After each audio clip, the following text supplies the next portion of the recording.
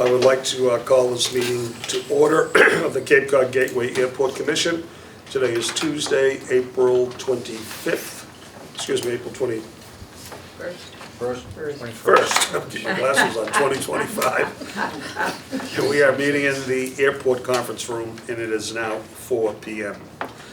The meeting of the Cape Cod Gateway Airport Commission is being recorded and broadcast on the Town of Barnstable's Government Access Channel in accordance with Massachusetts General Laws, Chapter 38, Section 20. I must inquire whether anyone else is recording this meeting, and if so, to please make their presence known. Not seeing anybody, I would also add that this meeting will be replayed via Xfinity Channel 8 or High Definition Channel 1072. It may also be accessed via the Government Access Channel live video on demand archives on the Town of Barnstable website. With all of that being said, I would ask for a roll call, please. Chairman Flores? Here. Vice Chairman Gio is not here.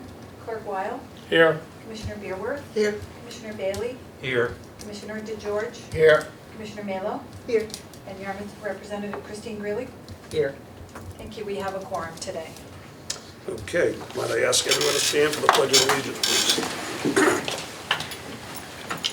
I pledge allegiance to the flag of the United States of America and to the republic for which it stands, one nation, under God, indivisible, with liberty and justice for all. If we can remain standing for just a second, I'd like to ask for a moment of silence. John lost his sister recently, and we'd like to recognize that loss. Those of us who are lucky enough to have sisters understand how profound that loss is.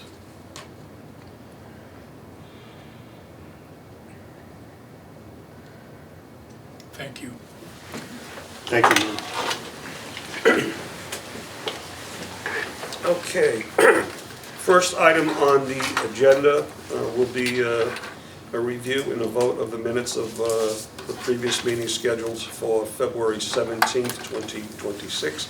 Has everyone had a chance to read those and take a look at them? Yes. Okay, could I entertain a motion, please?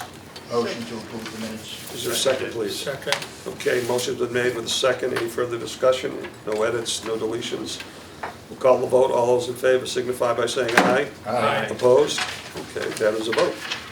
Next item on the agenda is public comment. Is there anyone from the public who would like to speak? And someone is. You have 3 minutes. You go for it. I'm Karen Injury, and I'm from West Yarmouth. And I decided to come today because I put in a lot of complaints of airport traffic over my home and or the neighborhood. And you have a new system that just came out, and I've been using that system, and it really doesn't work. I think it'll work if people want to complain and make one complaint or 2 complaints, but when you have 40 complaints a day to go on there and then have to look up the reason why, and especially when it's training, it's a lot of work. So it doesn't work. Sending an email to Christina and listing all the times that the planes are flying over is a lot easier than looking everyone up. It's just a lot of work, and I understand what she does. So it isn't working if you have multiple complaints, which I do. And right now, sometimes I get 40 planes a day going over me, and in the summer that ends up being 80 to over 100. I'm not going to go in and click a button and have to go back in and put in my name and address for every one of these. That's crazy. I'm not going to do it. So I don't know legally if that's an issue, but I'm going to just continue sending an email with the list. And I have another question too. I'm not too sure about, is there, when we send in complaints, what actually do you do with them? You know, like I have complaints of planes flying over at 150 feet. They're flying over the hospital at 125 feet, 300 feet. The majority of them fly anywhere from, I would say, 250 to 275 feet. And all of these planes are the Cestus, piston engines that fly leaded fuel. Is that an issue in the neighborhood, flying that low? I mean, I have documents. I mean, 3 minutes. This is a plane in the summer, that's one. I get about 50 a day, sometimes every 2 minutes. You get flight training coming over my house 5 times. 5 times. If you look it up, it only shows it arriving and departing once because it never touches the ground. But it goes over our house at 5 times, 4 times, 3 times, and you're talking anywhere from 150 feet to 275. And they're usually, the majority of them are leaded, using leaded gas. Here's 175. They're going 75, the altitude 75 feet going over Route 28. I don't know about any of you, but I've gone to TJ Maxx and felt like a plane was coming in my windshield. I don't know if any of you, if you even live around here. Here's one coming over the 225 feet, 200 feet, 75 feet over Yarmouth. That's a lot of traffic up by the lights, by the railroad station. Yeah, you're talking 75 feet.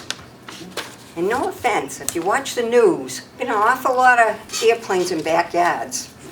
And I don't know if I want to stay here. Is it safe living in Yarmouth? Is it safe living in Hyannis Park? I don't feel safe anymore sitting in my backyard when you have a plane. I mean, I have 1,000 videos. If you'd like a show, I'd be more than willing to come in and give you a show. I mean, I just don't think it's safe. The FAA says that planes using leaded gas flying under 400 feet are hazardous to your health. It's been documented. I don't know. Is my blood level this year? I'm going to be tested. I don't know. Living in my backyard, we have a daycare that planes are flying over 175 feet, and they get toys in the backyard. They play in the dirt. I don't know. Can someone here answer that question? Is it safe living where we're living? I don't know. I just need to know. Give me some direction. Who do I contact? Who do I talk to? I mean, this forum isn't it. I don't know. Do I get legal advice? I have people walking in my neighborhood who have heart attacks, cardiovascular, cancer. They're walking for their health. I don't know. Maybe I need to send something out to the neighborhood and say, have you ever had your blood level checked? I don't know. Anyone here help me or direct me or tell me who to go to? Well, this is the point where commissioners can respond to public comment. As chair, I will make a couple of comments. First, we do everything within our power and within our authority to make sure that safety is always the #1 concern here at the airport. And that's not only for being on the airport, but for the surrounding area. Some things we can control, some things we can't. Those that we can control, we make sure that noise and safety and other related issues, quality of air, quality of water, anything that the airport has an influence on, that we take incredibly serious to make sure that we're doing right by the public and right by the community.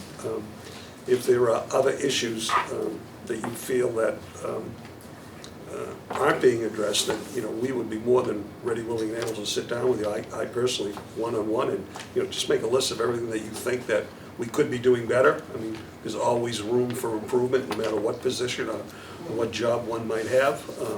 I don't want to see you have to move. You probably invested in your home and your community for a number of years. But some of the things that folks come to the commission and complain, or voice an opinion, I shouldn't really say complain, but voice a concerned opinion, are things that are out of our control. We as a commission are committed to working with the neighborhood, and it's one of the reasons we employed the utilization of this new methodology that we're recording complaints and issues of concern relative to low-flying planes and just plain noise in general. I would ask Manager Nelson if he would want to add anything else, or if Christina Lounsbury, who was actually our noise specialist, if you would want to add anything, just so that we're on the record of, knowing that we address this on a regular basis. It's a major concern to us, and we're doing everything that we possibly can to alleviate it. I'll just echo your words of safety is the highest priority for anyone in and around the area. And for low flying and other issues that are not noise related, referred to the FAA for their, feedback. And I definitely will address the noise, the new noise portal in our report if you're We'll be interested. reporting this a little bit later. in the And I meeting. think that would be appropriate at that time too. Any other commissioner would like to respond? Are these on departure or are these on arrival? The majority are on arrivals unless it's flight training, and sometimes flight training, like I said, I have to go on and figure out the in-betweens where they're probably arriving. So it's probably arrivals and some departures. Well, I'm sure it's on the other end when they're departing on the other side of Hyannis, they're getting it. And then when it arrives, we get it. But I don't know, I just have a really concern now about lead. I didn't before, but the majority of the planes that are flying low. Would you make sure we get your name and address so that I'll actually take a ride by and sit in my Oh, car? you're welcome to come over. Come over in the summer for a beer Okay, I will. or martini. Come on over. All right, I'll take you up on that. All right. Thank you for coming in, voicing your concern. Do you mind if I wait and listen to? Oh, no, you're a please guest. do. You're here for the whole meeting. Oh, okay. That's what I'm saying, please do, please do. Thanks. There's no popcorn or soft drinks, but you can We have water. enjoy it along with the rest of us. And with that being said, I'm going to move to item number 7, which is reports from our subcommittees. The first one being Finance, which is made up of Commissioners Weil, Bailey, and Gio. And Commissioner Weil, as chairperson of that subcommittee, would you please report what occurred at the recent meeting? Sure. The Cape Cod Gateway Airport Finance Subcommittee met on April 7th, 2026 via Zoom. The meeting was called to order at 8:32. Commissioners Weil, Bailey, and Gio were present. Public present included John Flores, Suzanne Kennedy, Betty Ludke, who's the airport liaison. The minutes of the March 10th, 2026 Finance Subcommittee were reviewed, approved, and voted upon. There was no old business. As far as new business, we discussed FIN 04261, which is to review and approve Hyannis Air Service, Inc., doing business as Cape Air Nantucket Air lease amendment number 2. I won't go into details about that as it's going to be discussed at this meeting, other than to say that we reviewed it, discussed it, and moved it for the full commission meeting for consideration today. We moved on to FIN 0426-2, and that was to review and approve the FY 2027 Cape Cod Gateway Airport. There was an extensive presentation on the budget, as well as extensive discussion on the budget. As it's going to be presented at this meeting, I won't go into details other than to say that we voted to move it to this full commission for consideration and potential approval. Same thing with FIN 0426-3, which was to review and approve the fiscal year 2027 Cape Cod Gateway Airport Capital Improvement Plan. That was also discussed, and we voted to approve moving it to this committee for further discussion and potential approval. We reviewed and FIN 04264, review and approve WS Development's ground lessor estoppel certificate.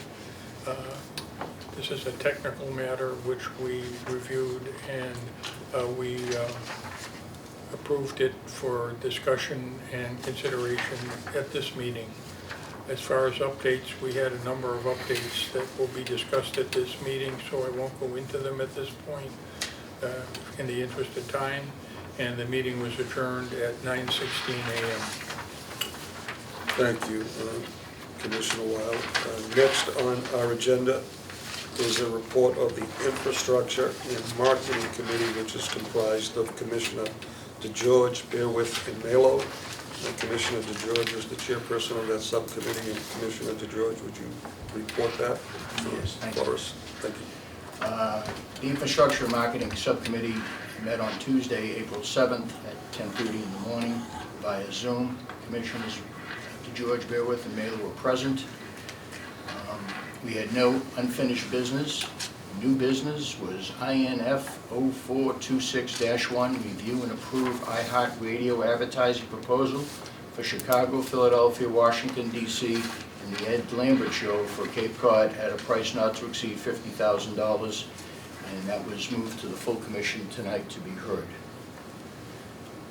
Next item was INF 0426-2, review and approve tower sign criteria and design for bidding.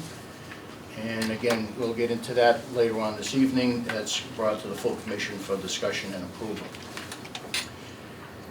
Third item was INF 0426-3, review and approve Cape Cod Gateway Airport's sign design for the airport rotary and airport road.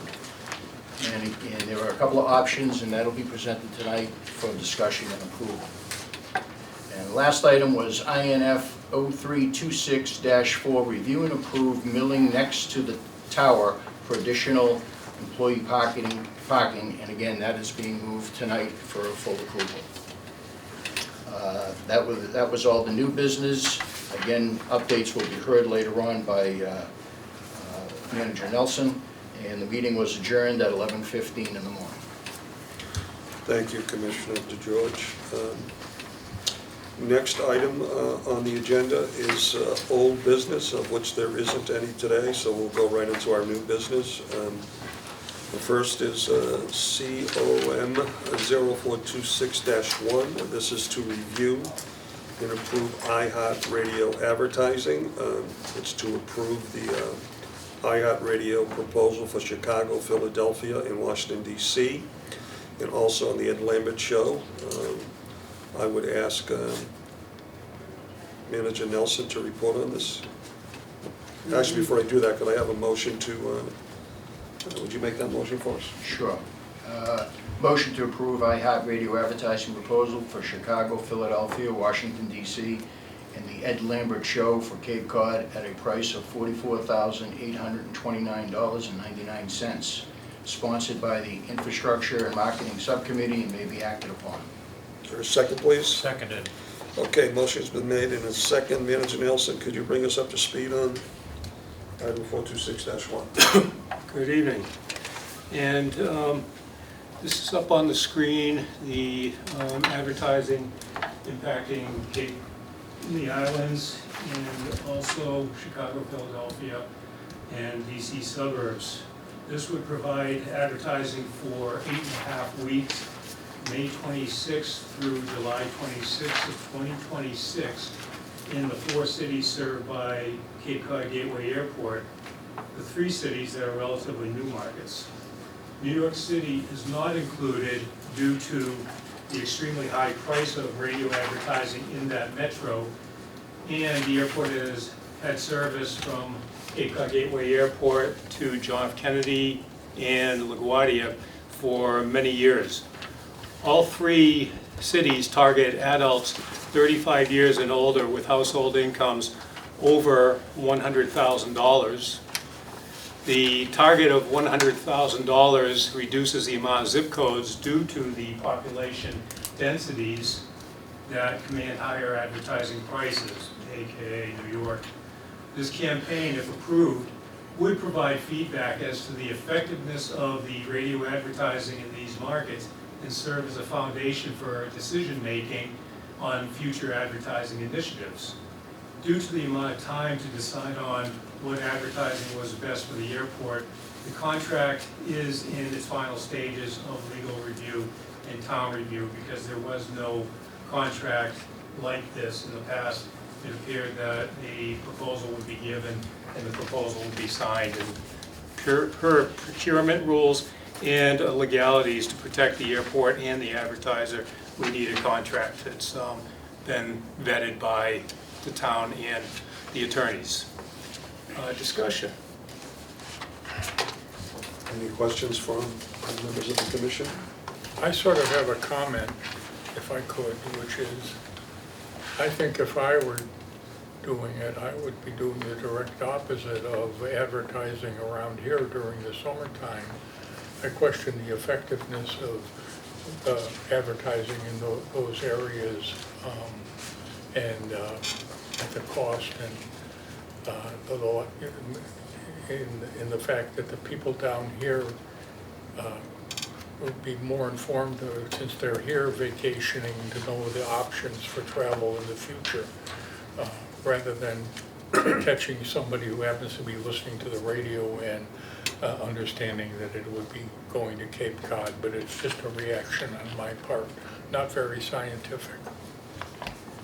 The feedback was, and this is over many months, that this would help raise awareness of the airport for local people. And also, if you see the price, it's under $7,000 component of this price of over $44,000.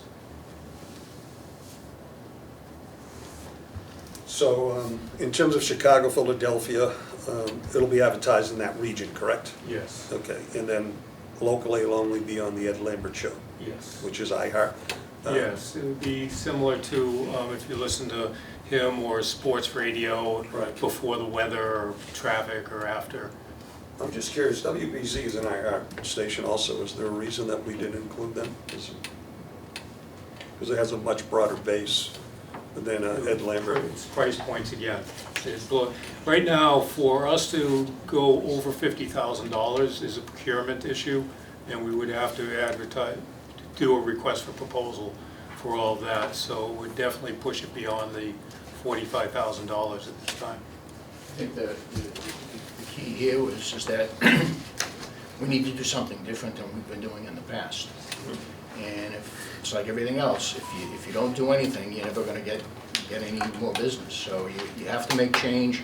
This is a first step, and by targeting those markets, we know we're going in there. We already have the airlines going into those markets. If we can grab some more business, it'll tell us that that's where our future is at, and then we can look at next year's budget and see what else we want to do to improve the airport. Okay, the only comment I would make is that I think it's appropriate that we're advertising in Chicago and Philly and Washington DC. I also think it's appropriate that we're advertising locally so local folks know that they can travel from Cape Cod Gateway Airport to these various locations. But for a broader base, I would suggest that perhaps for next year, for fiscal year 27, that we would look at adding perhaps maybe iHeart in Boston, WBZ, because everybody Well, hopefully listens to that. the finance subcommittee is listening. We'll take that under due consideration. Okay, motion's been made. Is there any other further discussion? Yes, It's not Commissioner Mayo. discussion, but I do have to recuse myself from voting on this. All right, then I will call this vote. Motion's been made, has a second, we've had discussion on it. All those in favor signify by saying aye. Aye. Opposed? That is a vote with one abstention. Commissioner Melo.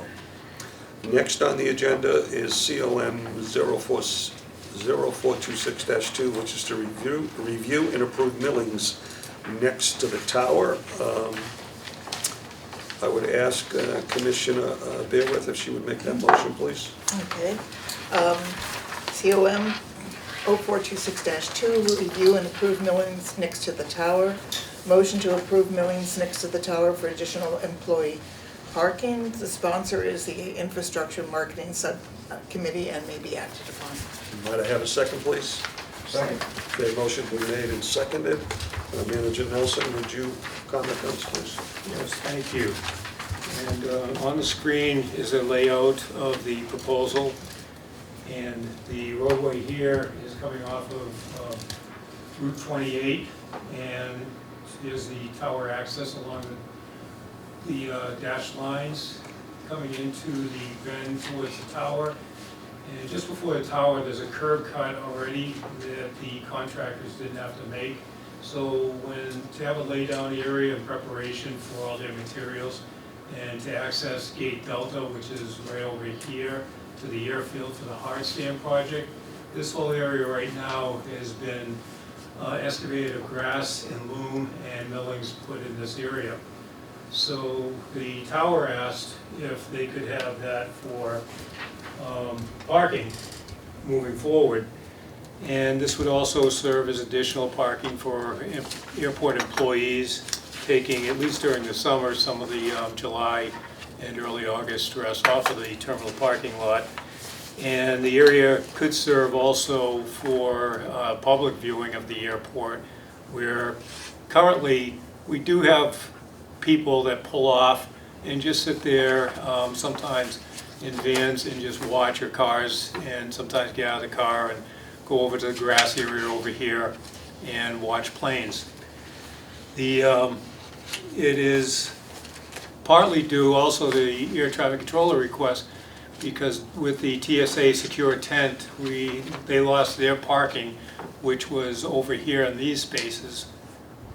And so they're parking pretty much inside the gate sometimes, which some of them have trouble doing because of the logistics of the badging system. And some park in this turnout over here, but they did make that specific request to possibly park over there at all times if possible. The millings are less than 25% of the grass area that exists now, and the contractor would have to clean up the edges and plant grass and neaten up the entire perimeter of the milling area, and also make sure that there's no puddling or ponding, so they'd have to grade it correctly. And if this was approved, we would add signs to where people could park, and also any violators would be towed at their own expense. And this is an area, as you come down into the airport entrance from 28, and that's how you would come in there. And here was the curb I talked about. So this was just a natural berm over here that people can ride into and out of with no problem. And as I said before, the grading would have to be done so that there's no puddling and ponding over there.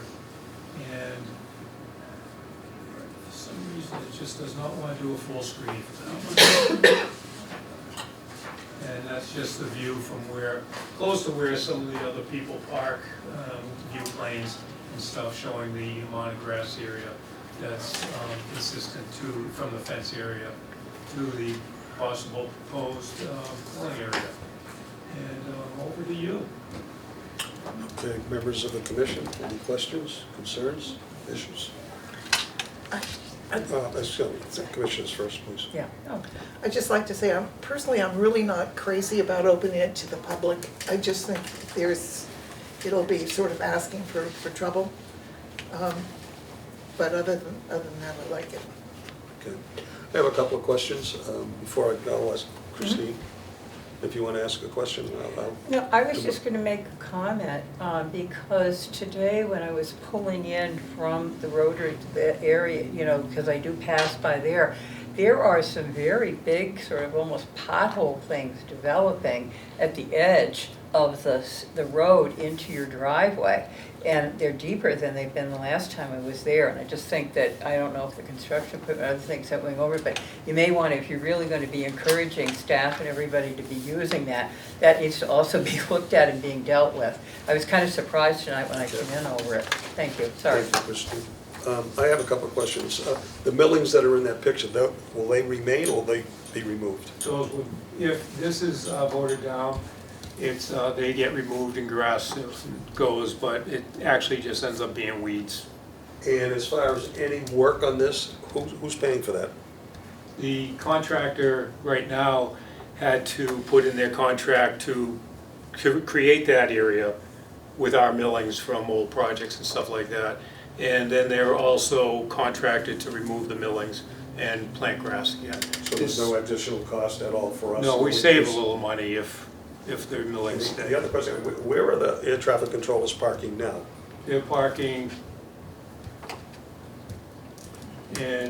inside the fence area at times. And where do all of our other employees park?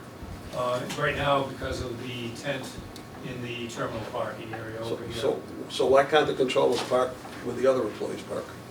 They could, they don't like to.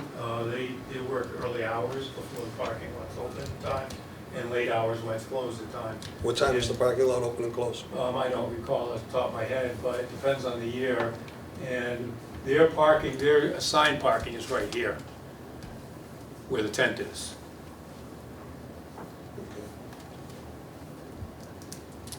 I'm just struggling with the fact that we make all of our other employees park in the regular lot. Why can't everybody park? Well, in the everyone place? from, that was associated with the terminal used to park here.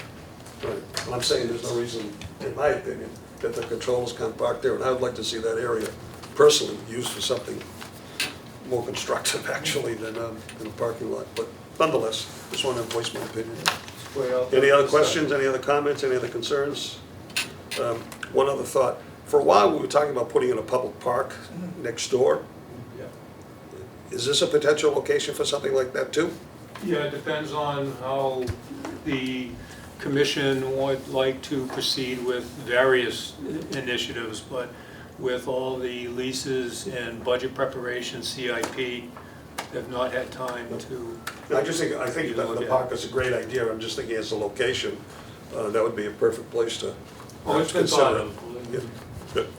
All right, I will call this vote. All those in favor signify by saying aye. Aye. Opposed? Okay, that is a vote. Thank you. Okay, next item on the agenda is COM 0426-3. This is to review and approve an amendment, number 2, to the lease dated May 1st, 2011, by and between Hyannis Air Service, doing business as Cape Air, Nantucket Air, and the Cape Cod Gateway Airport, for the Hangar 2 building and land. Commissioner Melo, would you please make a motion for this? COM 0426-3. Motion to approve the Hyannis Air Service DBA Cape Air Nantucket Air Amendment Number 2 for the option term extension to the lease dated May 1st, 2011 for Hangar 2 building and land. Sponsor Finance Committee may be active. Is there a second, please? Second. Okay, motion's been made with a second. Manager Nelson, could you share with us what this one is about? Yes, this is a lease amendment, and it's just to the original lease dated April 19th, 2011. And so the lease contained an option to extend the terminal lease for 2 5-year periods, and this is the second 5-year period that they're requesting. The lease agreement is straightforward, and as is the amendment. And the Cape Air is a very good tenant. They're our largest tenant, and I recommend approval of it. There's no additional provisions to the amendment with the exception of the extension. Okay, with that being said, are there any questions from anyone on the commission? Not hearing any, I'll call this question. All those in favor signify by saying aye. Aye. Opposed? Okay, that is a vote. Okay, next item is COM 0426-4. This is to review and approve the FY 2027 Cape Cod Gateway Airport budget. Commissioner Weil, would you please make a motion for this item? This is a motion to approve the FY 2027 Cape Cod Gateway Airport budget as presented. Its sponsor is the Finance Subcommittee, and it may be acted upon. And a second, please? Seconded. Okay, motion's been made with a second. Manager Nelson. Thank you. Has everybody had a chance to go through the line items also? There were a lot of them.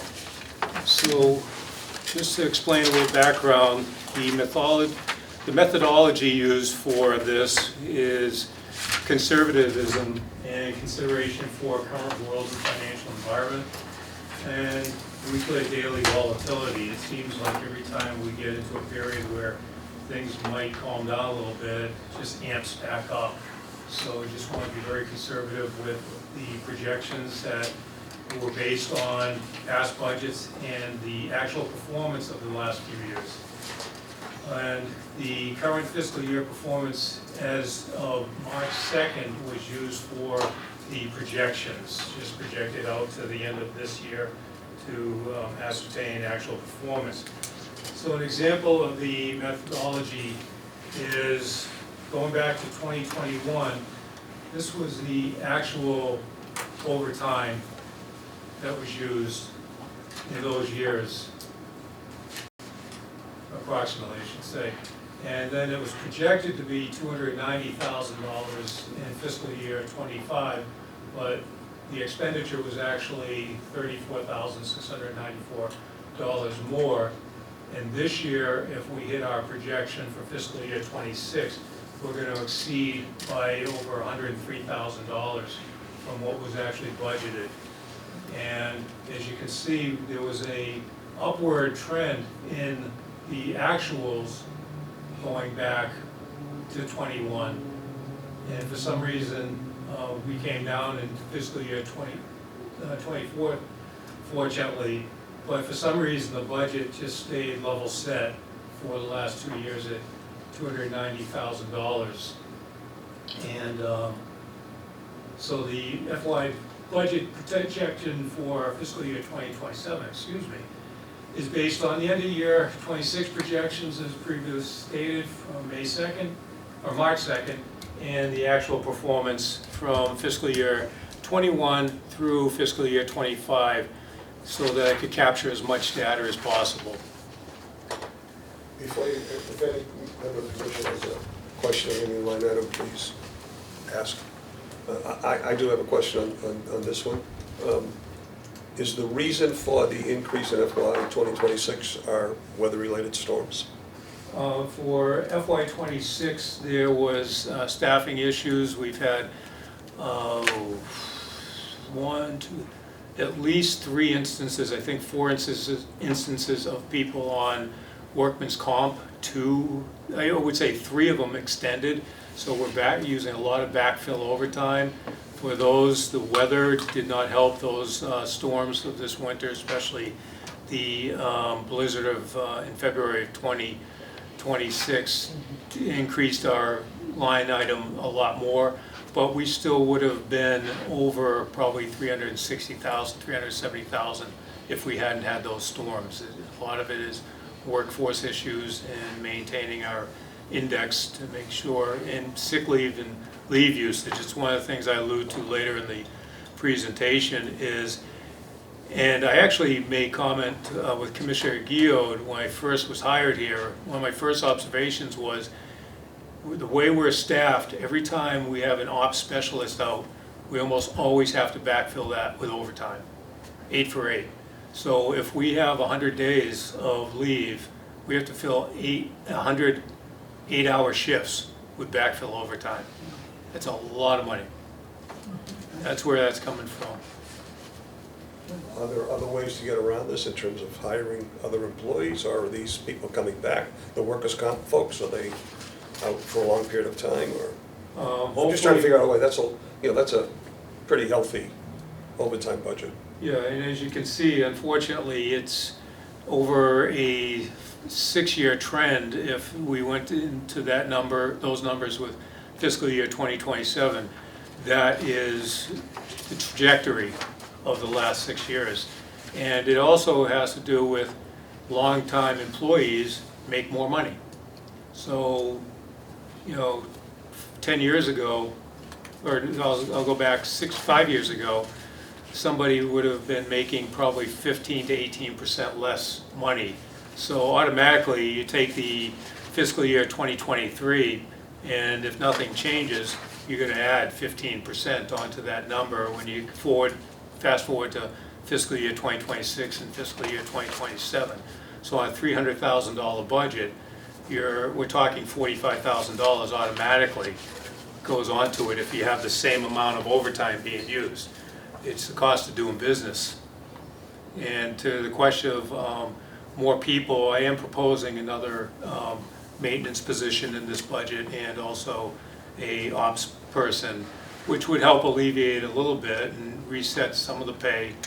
And to the question of the people returning, one of the maintenance personnel, they're just waiting for a procedure, and another person where we've been waiting about 12 to 13 weeks as to whether they're returning or not, and a decision has to be made soon on that person, so. Okay, thank you. I'm just concerned that in terms of, I want to make sure that our employees, I respect and appreciate everything that they do and appreciate the overtime, but if there's a way that we can reduce that by bringing in some new folks per se that could backfill some of those positions when folks are out, I'd prefer to be paying someone probably in another full-time position and reducing overtime. I think that's a more pragmatic way to look at how we budget and manage the future of the airport. Yeah, and that's why this has been because of the budget year cycle, this is my first opportunity Right. to propose more personnel. Michelle? Yeah, Michael and I have had some side discussions about this, about one, we're thinly staffed in a lot of areas. We have a staff that is older, and we need to be bringing on young people so that we're able to build bench strength moving into the future as these people move out. And also making sure that we have the right people. So it's also matching what skill sets that we need, and do we have the right people to do those jobs. In the maintenance area, it'd be good to have two people who had the maintenance skills, not just one. In the snow event, we ran into issues of not being able to have the right person available at a time when the critical piece broke. So all that is stuff that we're continuing to talk about and focus on. Good. So this just is a sort of the tip of the iceberg, if you will. Do we cross-train our employees in terms of people filling in for each other in different positions? Yeah, it depends on, historically, it appears there's been some. I believe going into this year, lessons learned was not enough, cross-training ops into the maintenance as far as snow removal is concerned. Might be something we'll look at, for the future when we bring It's- other folks on. It's on the list. Thank you. You're welcome. And moving on, so FY '27 versus FY '26 expenses. You see the differences or deltas in the right-hand column. So personnel costs are projected to be a little over 214,000 more than last year. So even with that big overtime expense, and we took a big expense on retirement, the differential year over year does not look awful when you look at that big overtime budget and or actual expense. The operating expenses are up over $1 million compared year over year if this budget's approved. And capital outlay, we actually save a little money because of some of the building work projects we've done this year. Hopefully we don't need to keep that pace, but we want to make sure we're maintaining the buildings appropriately. And then the FY '27 total expense projection would be an increase of $1,291,286. Any questions from any members of the commission? I just have one quick question, observation really. In terms of operating expenses, for the sake of the audience that might be watching, just define operating expenses so they know what we're talking about. It's operating, really running the airport day to day, and purchases and even fuel goes into that. Anything to do with repairs, these really just, day to day. All our line items is a myriad of them, our professional services, consultants, things like that. Thank you. You're welcome. And the largest expenses, Delta fuel, of the $1,091,226 increase, $888,029 are attributable to fuel truck leases and fuel for resale. $867,999 increase in just jet fuel purchasing, and that's based on $6 a gallon. And a $20,000 increase in fuel truck leases. And part of that reason is for adding an additional 5,000 gallon trucks so that we have 20,000 gallons on airport supply on wheels as a contingency and added resiliency. There was a swing from last December of $2.68 a gallon to $5.43 a gallon between the beginning of December through April 6th. So project $2,507,000 the end of fiscal year 26 to transfer into fiscal year 27, because fortunately that money's been encumbered this year and or will be encumbered and was a bit over budgeted last year. So, and that's going to carry over for a few years, not just fiscal year 25, 26 into 27. And $6,867,999, that's $6 a gallon, would equal $9,375,000 for the purchase of 1,562,500 gallons, which I'm projecting for fiscal year 27. And that's where that delta comes from. Questions? And we would be, the 1,562,500 gallons, we would be reselling at a higher cost. Yes. I'm curious, on from the 268 to the $5.43, that's December through April 6th. Since the beginning of the Iran war/conflict, do we know what it was before that started to what it is now, what that delta is? It was approximately, just going off the top of my memory, about $2.85 to $2.90 a gallon in December. No, I'm talking March, when the Iran conflict I'm sorry, began. in March. In March. So in March, Yeah. we're paying $2.85 approximately. I'd have to look to make sure it's on my desk. So it's gone up substantially. Yes. Do we suspect that with the conclusion, hopefully, which will happen quickly, with the Iran conflict, that the cost will come down? Are we I can projecting tell you, my that? experience has been, even when futures come down, gas always lags, especially coming into Daffodil weekend, coming into Memorial Day weekend, July 4th, summer. I never see gas come down fast that time of the year, regardless of what the futures are trading at. Mr. Chairman, Yes, sir. we, in the Finance Subcommittee, we talked about this in great detail and points that were made. There's a $868,000 increase in expense, but on the other side of that is when we're selling it, Right. we're selling it at an increased expense, so our revenue would be higher. The biggest thing from a managerial point of view is to focus on the volume of gallons sold. And if those volume of gallons sold are decreasing, that is an indication that our overall activity volume here is changing. That requires us to react to that. So if the other part of it is we need to really maintain the margin, so we need to watch it very carefully. So if we're getting up to $6 a gallon, we need to make sure that we're pricing our fuel that is being sold at the proper sale price to keep the overall profitability in place. And if the volume isn't getting what we expect and business levels are dropping, we have to look at what we're able to cut. So that may mean not adding seasonal people that we are budgeting for, and there may be other areas where we can cut, but the essence of it is we need to be able to be really flexible and be ready to cut when we need to do that.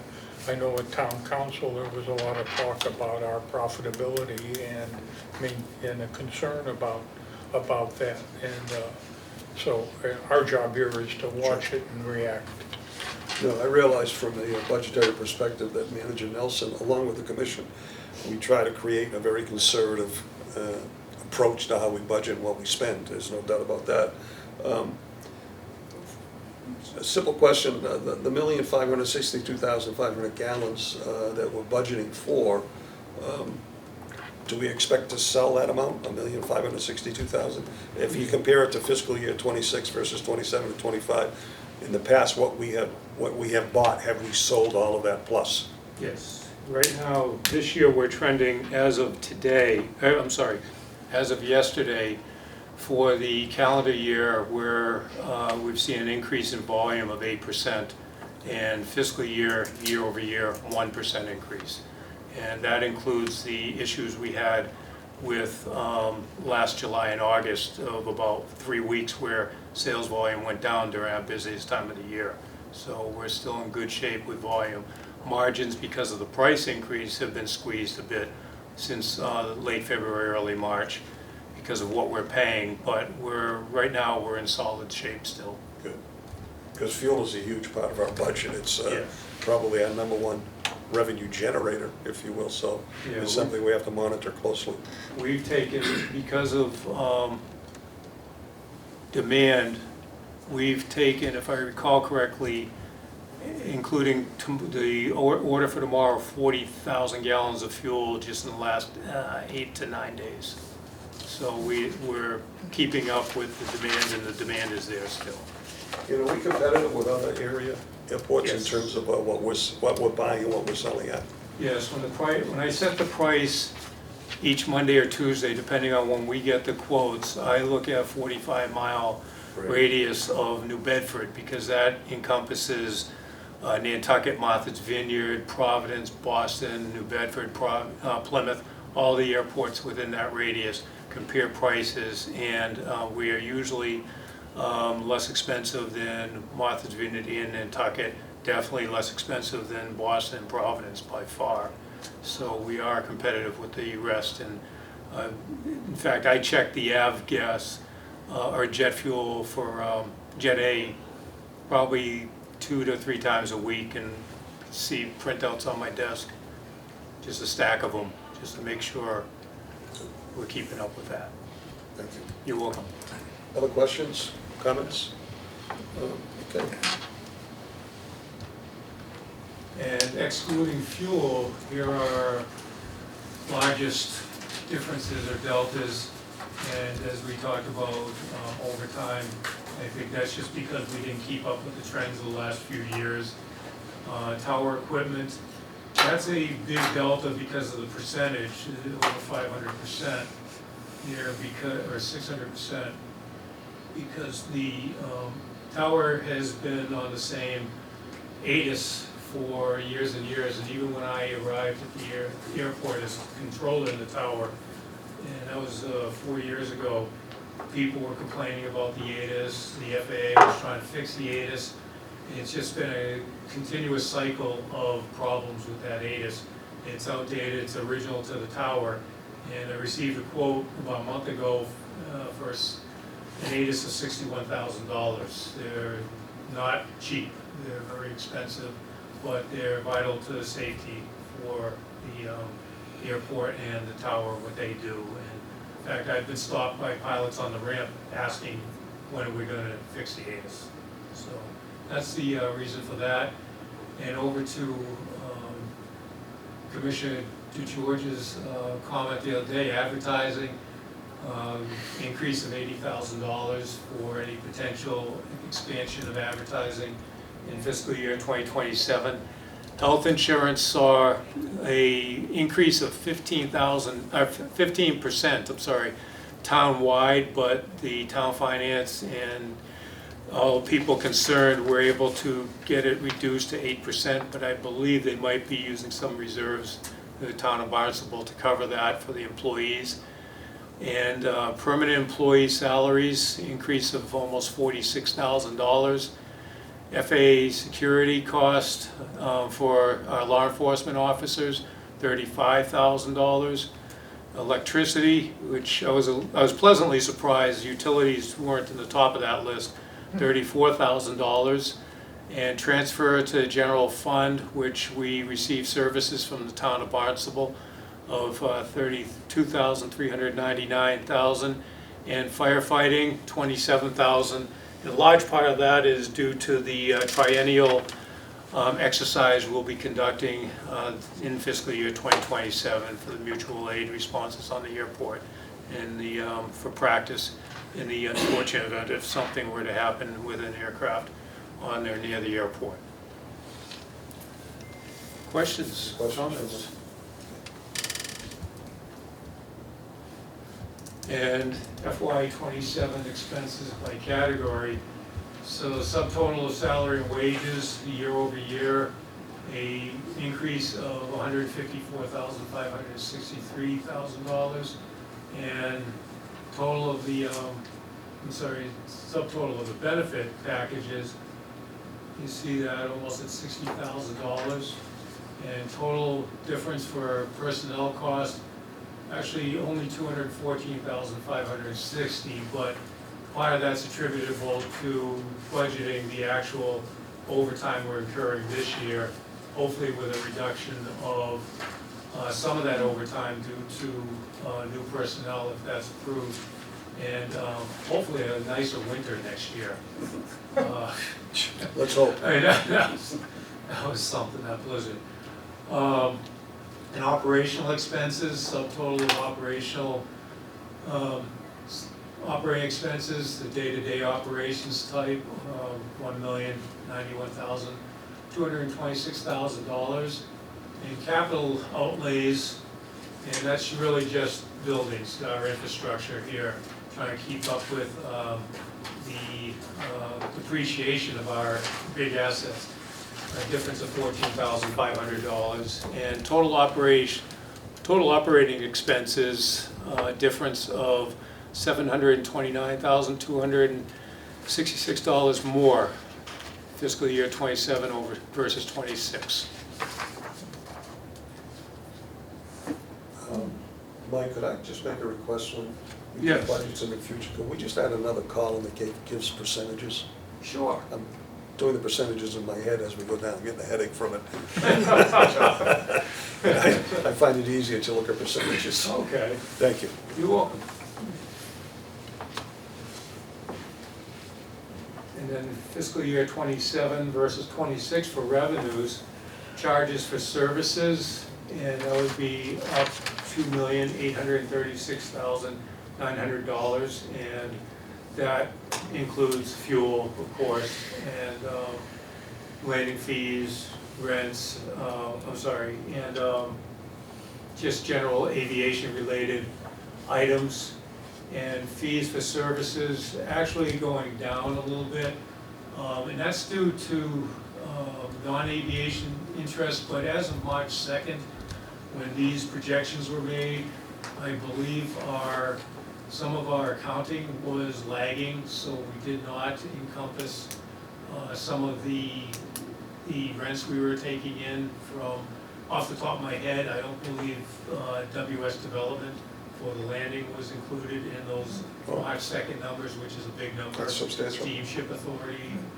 for their lease over there wasn't included. So at the time, it showed as we were taking in $87,000 less for that based on that projection, but reconciling it with the end of the month report, it's still lagging, but catching up a little bit. We're trying to catch those deposits up with actuality and reality. But again, going back to the conservativeness, I'd rather be conservative and show you a number like that instead of guessing that we were going to be in the area of $2 million or more for revenues in fiscal year 2027, especially with the backdrop of the economics that are going on in the world right now. Other revenue sources, just a marginal increase of $163,000 year over year, and the total FY27 total revenue projection an increase of $3,038,944. And a lot of it is, again, attributable to fuel. So quick question, 117,837 less between 26 and 27. Is that because our numbers aren't up to date or something's lagging behind? Correct. So that's really not an accurate number. I don't believe it is an accurate number, but on the information I had at the time developing this, that was an accurate number. So I'll be updating that as soon as I can, probably this week. So when we vote this budget today, are we voting that number? That number is voted, it's like I said, it's conservative, and I don't have, it's kind of going back to the budget last year. Until we actually have our actual performance, which we won't have until late September, early October, it's really hard to make projections until finance department has had a chance to weigh in on it and the state certifies. Thank you. You're welcome. And the largest revenue changes of the $3,038,944 increase, $2,650,000 attributable to resale of jet fuel.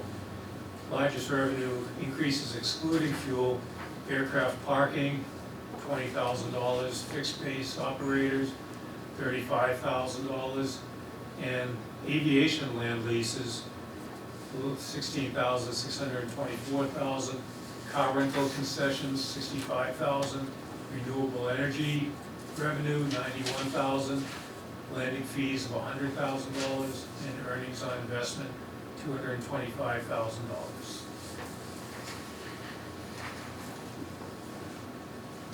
Any questions from, yes? I'm just curious on the landing fees. That's a pretty good increase, 100,000. Is that because of increased fees or increased traffic? Increased traffic and airlines, because a lot of it's based on gross weight, things like that. Well, I'm happy to see everything's pretty much going in the right direction. I'm curious about our earnings on investments. Could you just expand on that a little bit for the sake of the public? Because of our reserves have grown so much, they were 15.1 million last year.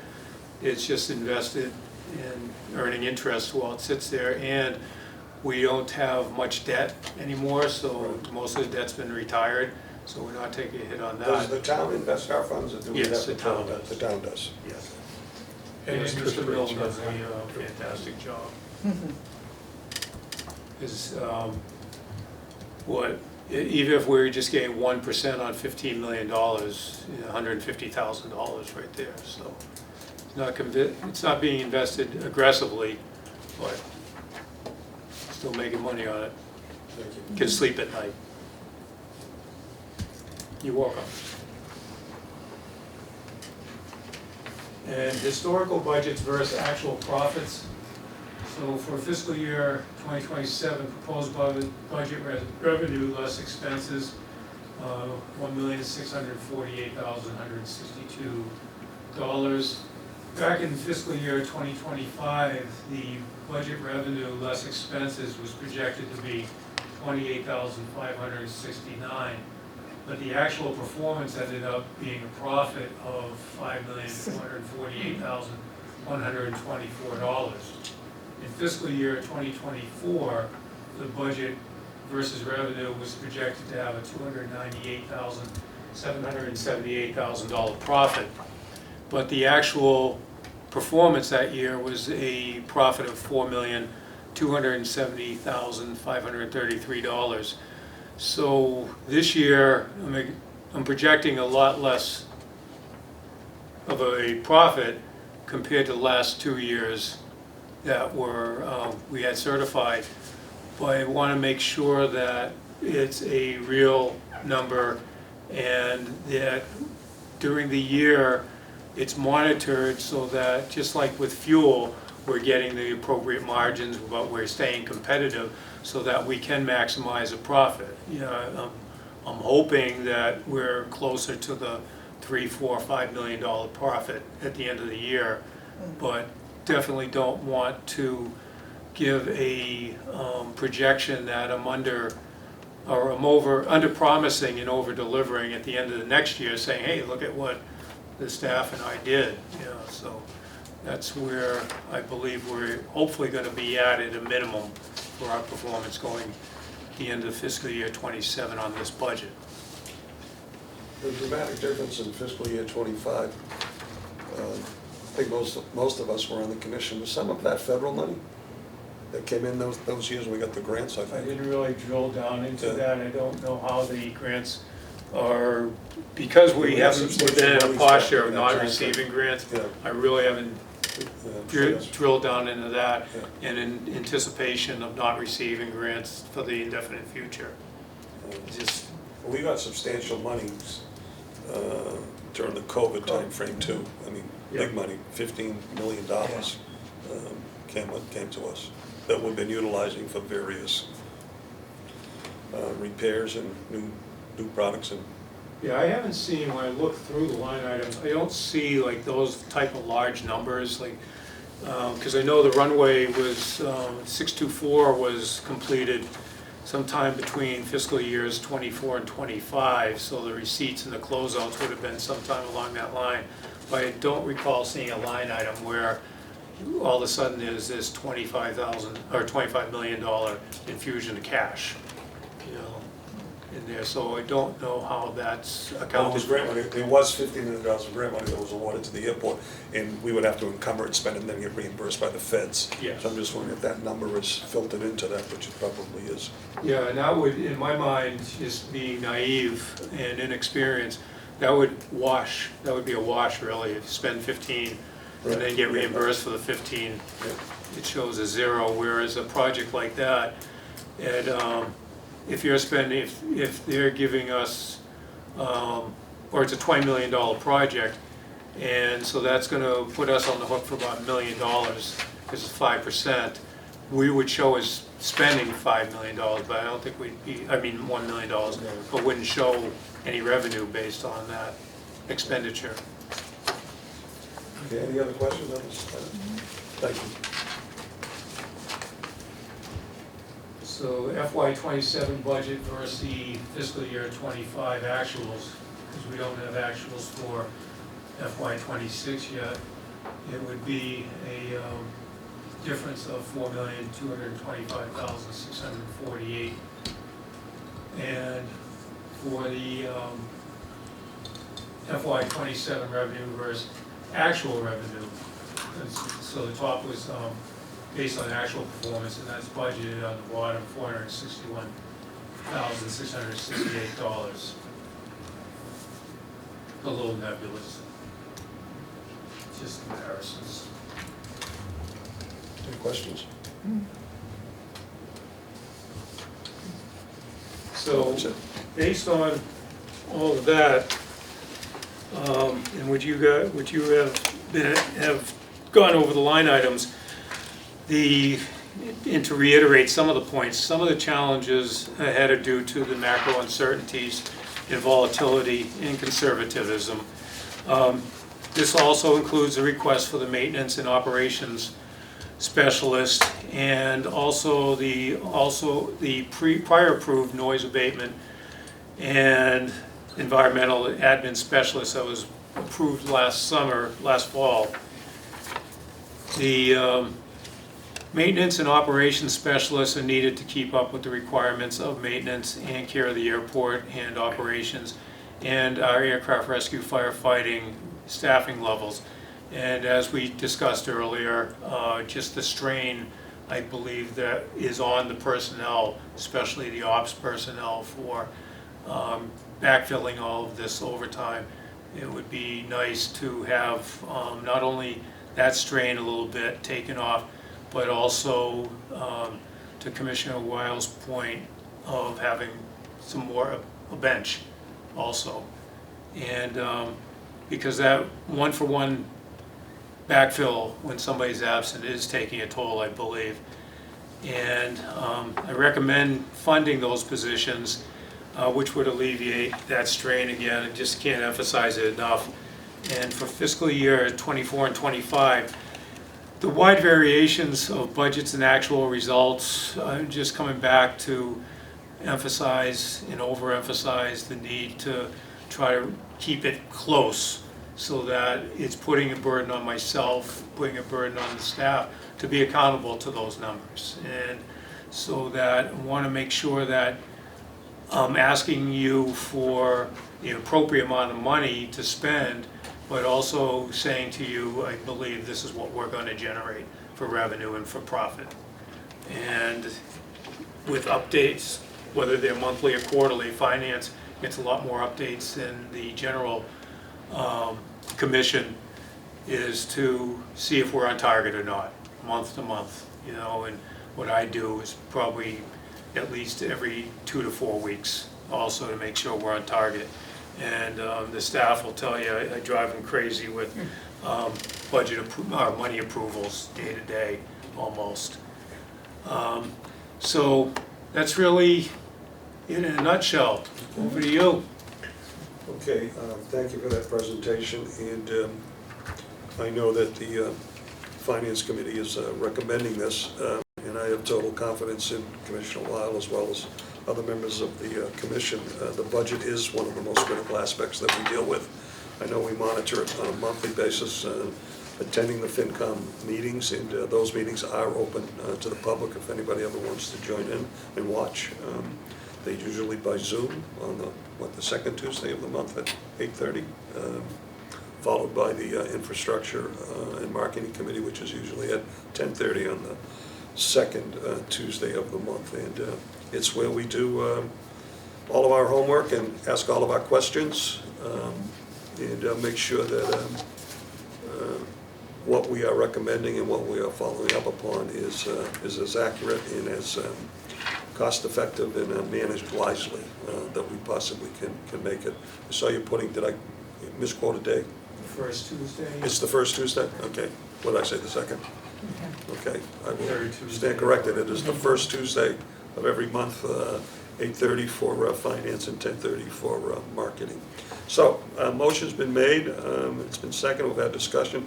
Any other comments from any members of the commission? I would just like to say, this is, I want to commend the manager and his team of people who worked with him to put this together. This is the first time in my experience of 7 or 8 years on the commission that we've had a level of involvement of the finance subcommittee and management in going over the budget so that we see the numbers ahead of time in detail. I respect the methodology that he has used, and it gives us great confidence on being able to move forward. That doesn't mean we won't have unanticipated things. Sure. The world we're in is crazy, but a lot of thought went into this, and I'm really proud of the effort that you and your team put forth.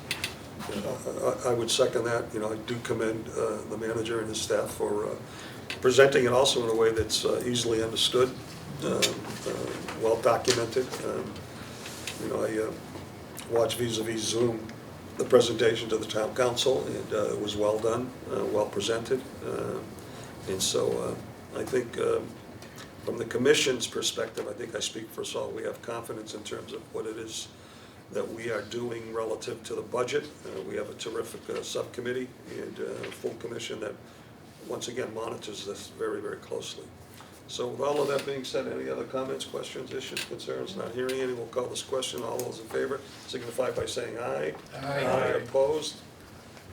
That is a vote for the FY27 budget.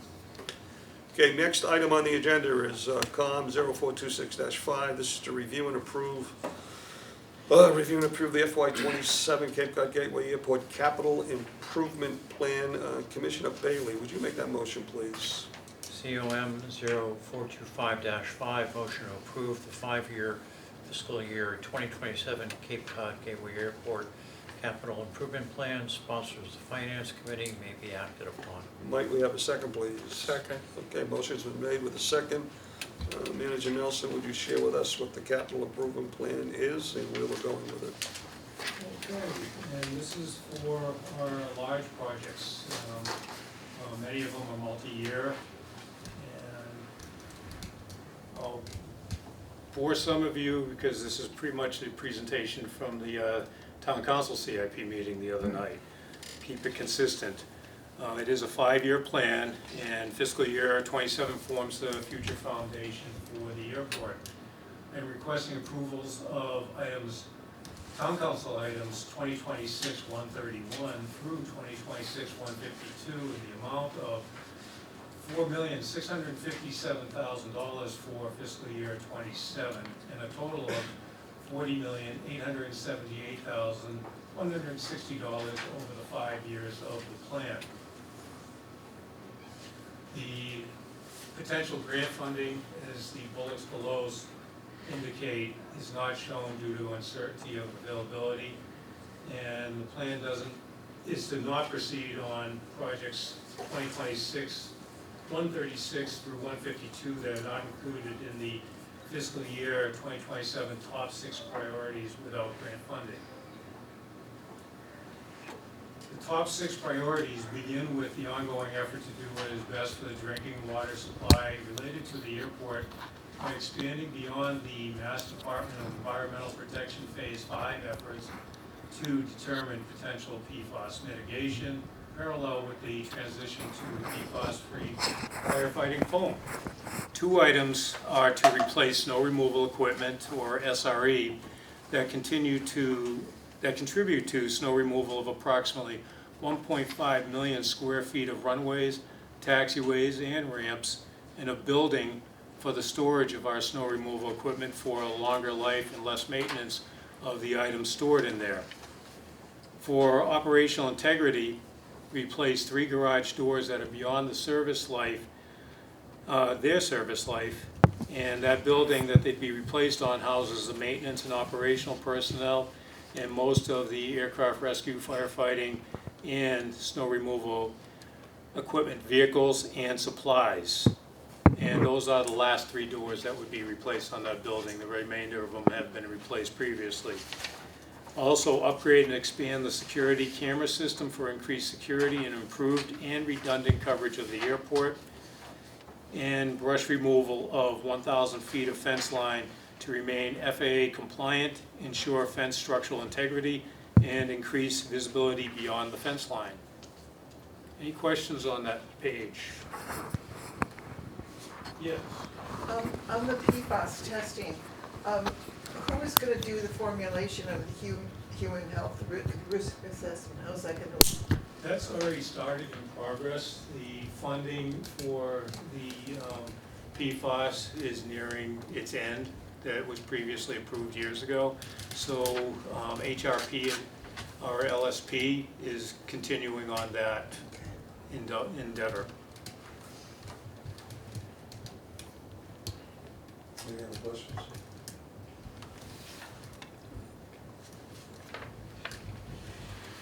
And then the remaining projects are to replace the lighting control vault, which is responsible for airfield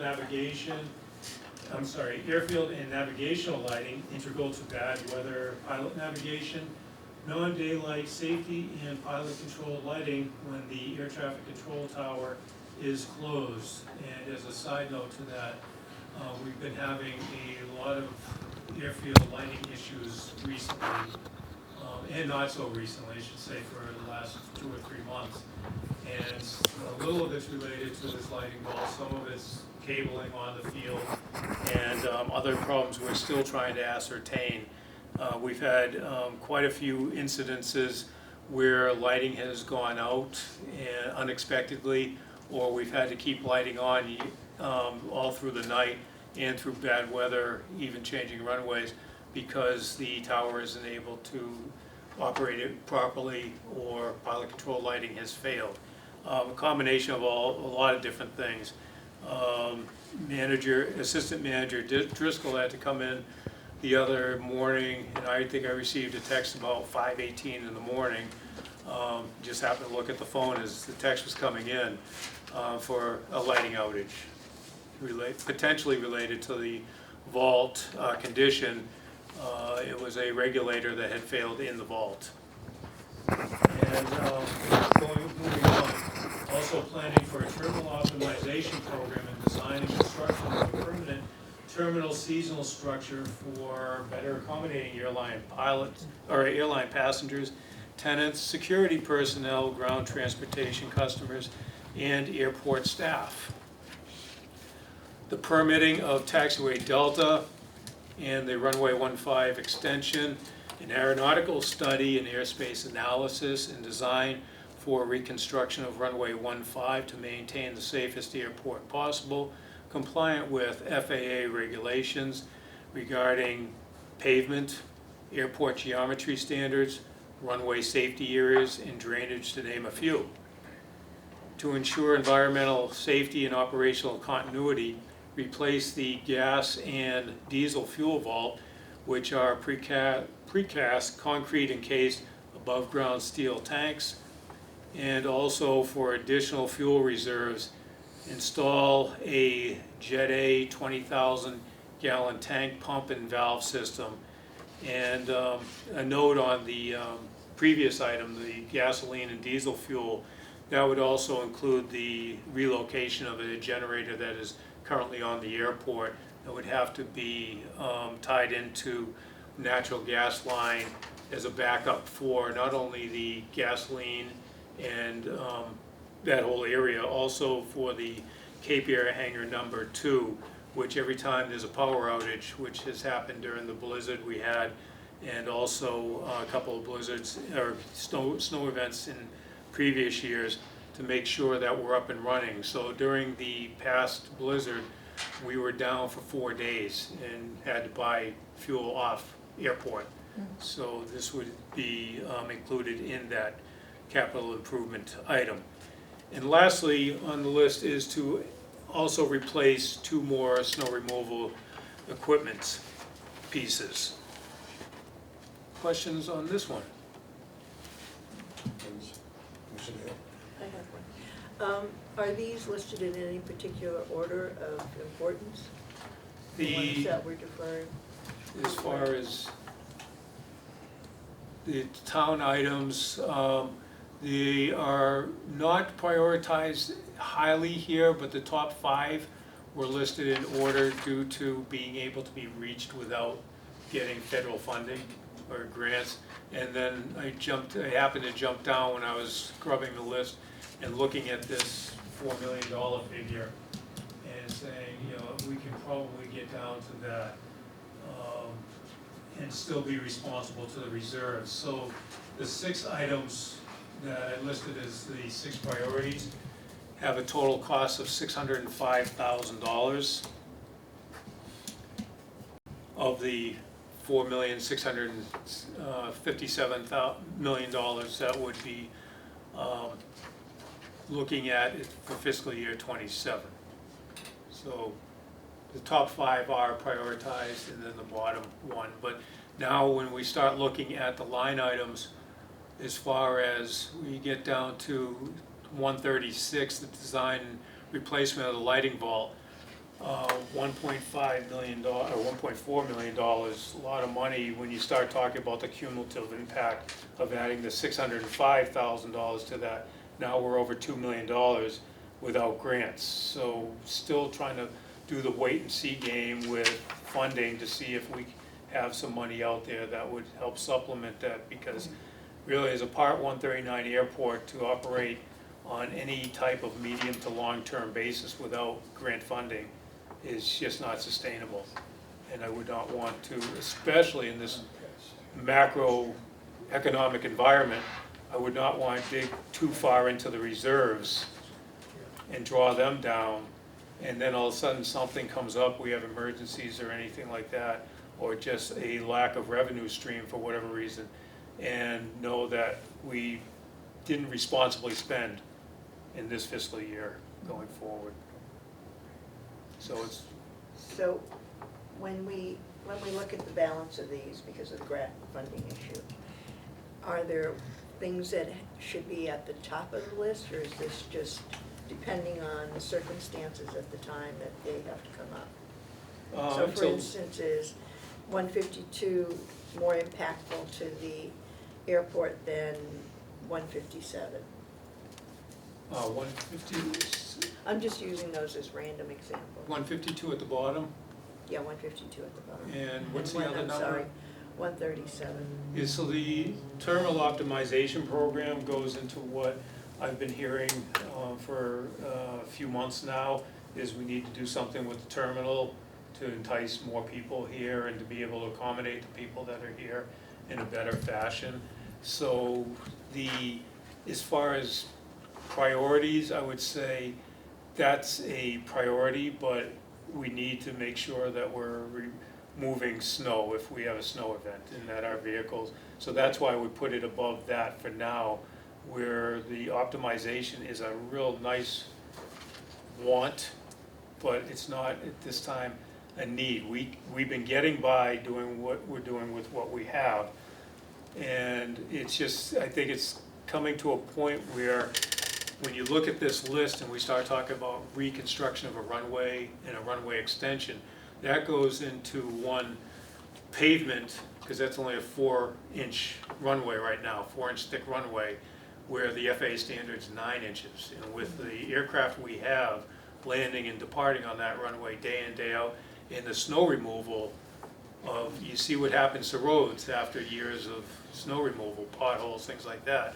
Just want to make sure that we're prioritizing properly, but to reach a runway reconstruction of over $20 million, that's why that one's kind of not this year, but I'd like to start planning for that stuff. So that's reachable money if we need, but there's a lot of conversation that needs to go on between now and the beginning, or I should say really the end of the federal fiscal year, September 30th, because right now we're in a window where we've lost all of FY 25 and 26 monies. Those are by the wayside.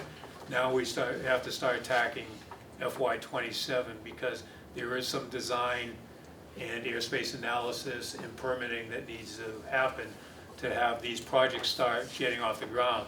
If they don't get off the ground in fiscal year 27, then they get pushed back to FY 32, 33, 34. It's a domino effect. So this is just a target list. It's a good way to put it, yeah. These are our goals. We can execute on these this year, all items, that'd be awesome. If not, we just have to see which ones are gonna be pushed into the future. Okay, thank you. You're welcome. And I think what's critical, I'll echo what you said, Manager Nelson, relative to reimbursement from the federal government. We cannot run this airport and make the kinds of changes that are suggested in this budget without the federal monetary support, and that's something that we're working on with language changes and grants and things of that nature as we go into not only the end of fiscal year 26, but the beginning of fiscal year 27 from our budget, as well as the ending of the federal budget, which is September 30th. Those are all sort of moving parts right now, if you will, and something that we take very seriously and try to maintain about as high a conscientious level as we possibly can, because it's critical for our future in terms of what it is that, not only that we want to do, but what we will need to do in order to make sure that this is the most safe and secure environment that we can possibly provide to the public. Yes. Okay, any other questions?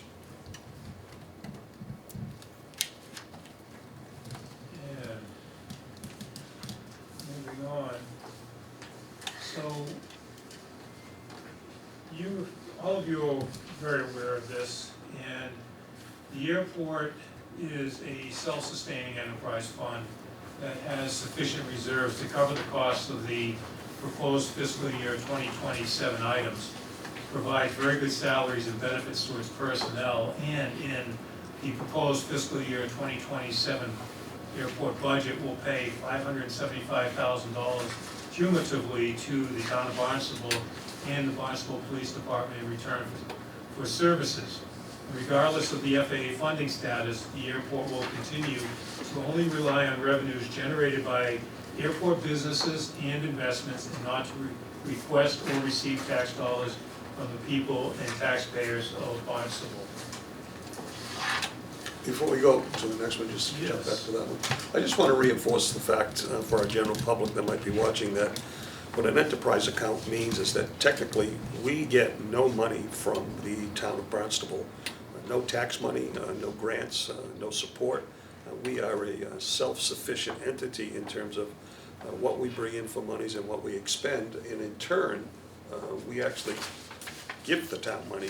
We pay for services that they give us. So I wanted to be clear because I've read in a few places online where people think that we're costing the town money. Nothing could be further from the truth.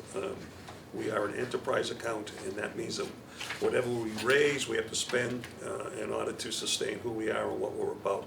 But under no circumstances do we get any tax dollars from the general public. We want to make sure we're clear on that. That's the bottom, no tax dollars from taxpayers. And we do give $575,000 in terms of services that we utilize from the town. We pay that. So, and this is just a list of projects that most likely won't be pursued in the fiscal year 2027 if we are still not accepting FAA grant funding earmarked for the airport. Questions? Any questions from any members of the committee? Any questions on line items? No, I think it's been a good explanation. I know that through the Finance Subcommittee meeting, as well as what was presented at last week's Town Council meeting, pretty much the facts and figures and data have been distributed accordingly. And is there anything else you want to add on the budget, or is this the last slide?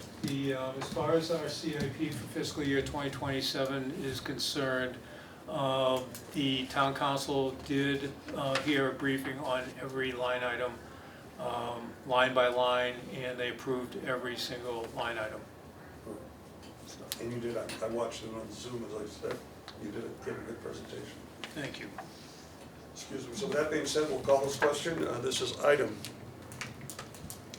COM 0426-426-5, which is to approve and review the FY27 Cape Cod Gateway Airport Capital Improvement Plan. All those in favor signify by saying aye. Aye. Opposed? Okay, that is a vote on the budget. Next item on the agenda is COM 0426-6. This is to review and to approve the WS Development Ground Lesser Estoppel Certificate. Commissioner DeGeorge, would you read that motion, please? Yes. Make that motion, I should say, excuse me. Motion to approve WS Development Ground Lesser Estoppel Certificate sponsored by the Finance Subcommittee and may be acted upon. And is there a second, please? Second. Okay, motion's been made with a second, and Manager Nelson, please share with us what this is about. And WS Development, who is the developer for the landing at Hyannis next door, is requesting the estoppel certificate to confirm the status of their lease and payment status with the airport. And at this time, the lease and all payments are in good standing and up to date respectively, and that was confirmed this morning by Ms. Kennedy. And I respectfully recommend approval of it so that they can, they're going to be trying to refinance with their current lender. Any questions from any members of the commission? For the sake of our audience, what is an estoppel certificate? It's just confirming the status of their payments and the lease is in good standing, that they're not in default of anything, and we're confirming that. And Do you want to add anything to that? Your lender won't go forward without an estoppel certificate, so. Exactly. Okay, no other questions, no other concerns?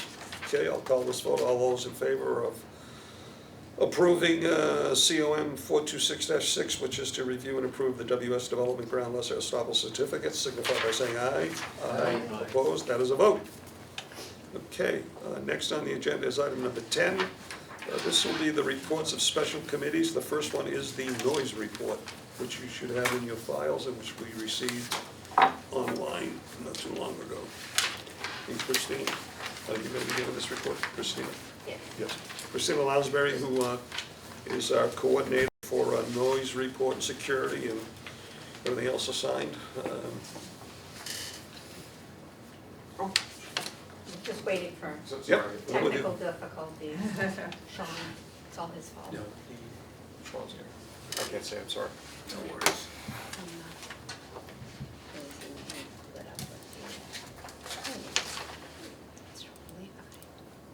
Thank you. You're welcome. So first of all, I would like to talk about the new noise portal. And I want to give a huge thank you to Karen. She was, for lack of a better word, our guinea pig. Because obviously we've established quite a relationship. We asked her to come in and use the portal. And I certainly understand her concerns. With our prior system, and Karen would send me an email and list all of the issues that she had, the disturbances.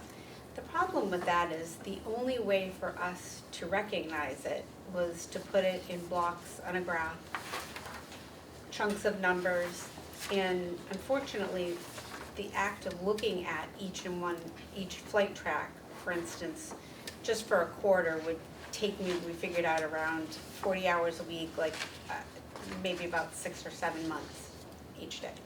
So where do we find a happy medium? Where do we find something that is going to represent how the community feels and give us data that's going to help us? So with this system, Karen's 100% right. Yes, you do need to physically enter in each complaint. However, with that, it's also going to, one, give us an idea of what we're looking at, where the disturbances are, but even bigger is going to take that information and marry it to the flight track. So right now, that's not something we can even look at prior to this system. Having whatever happened on Tuesday at 8 o'clock in the morning married to a flight track is extremely important. Couple of reasons. One, it's going to show us, we're going to be able to see who is flying, what they're doing, but definitely also going back to the person entering in the information. It's going to give them a record of what it is. It's a track that they can click on, but also say what they were putting it in, and it was actually at 9 o'clock. Maybe this isn't the right track. We can go back and we can go ahead and fix it. So what this is going to do for us, looking at where the issues are, is giving us an accurate number. With looking at local airports, I looked at a whole bunch of different areas. This is how they do it. They've got an online system, they've got a call, you can call in one complaint at a time. Now, there would be the option if you wanted to put in a complaint and give it for instance, a span of time, 8 to noon. However, the problem with that is that it's only going to show as one, and it's really not giving us an accurate record of what we have. When it comes to our noise report and what we've got here, it's a lot of really good information. We've got up here the first, on this first page, we've got a comparison to the last quarter. We've got a monthly trend. We've also got the complaints versus where they're coming from, where the peaks are. On the second page, we're looking at the amounts, and then it's broken down by the different users. Complaints by zip code, so we're looking at what we're getting and where we're getting it from. And the last one, which I think is really going to be, as we go through the year, a really telltale sign of where we're having issues. It's basically, like Mike was looking for me to do, is a plot map, showing where the most complaints are, where they're getting the most traffic, and where the aircraft are causing the most disturbance. And as it fills in through the year, you'll see the differences. So there's 4 different households reporting here. The dark gonna get larger and darker to let us know this is where we have the complaints. It is cumbersome any way that you do it, but I really feel like when we take it in an email and we put it simply on a graph, I cannot marry any of these to an actual aircraft. We're missing a lot of information. Because at the end of the day, it's looking like just information in a graph as opposed to being married to a complaint. So we're gonna know which aircraft, which altitude, it's going to give the information, but it's also gonna provide it to the person reaching out to us. So again, they have something that they get, smart receipt, it's gonna show them where the track was. Again, if that's the wrong track, you can fix it, but it's also gonna allow them to see at their point what the altitude was, and give information on the aircraft. With the system, right now, there is the ability to, one, we have a call line. So instead of the call line that we have, if you call our regular 862 number, you're gonna get information that says, hey, we're changed our number.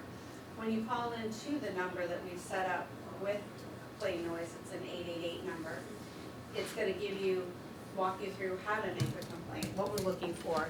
But better than that, when it gets to Plain Noise, these are transcribed. So information left on a call is put into the system, their name, any information that they leave, and it's gonna be married to a track. The other two ways that you're able to is we have, if you go online, you can go to the portal, or you can use an app. Right now, the smart receipts are still in process. It's a complicated process to get one system to work with the other, and we're probably about a week out. So we were just really in a soft launch. We have the phone number. Karen has been using the portal, and I don't know if she used it, if you go into the regular part or just the phone one, or just the app part. I use the regular, but it's tedious because I have to enter my information every time. If I use the phone, it keeps my information in. I just have to put in a time. Right. So we have that all up and running, but again, we haven't really had that hard launch yet because I wanted to wait until the smart receipts. Speaking with Mike and with Sean, it doesn't make sense to have us put it out there before we have all the pieces in place.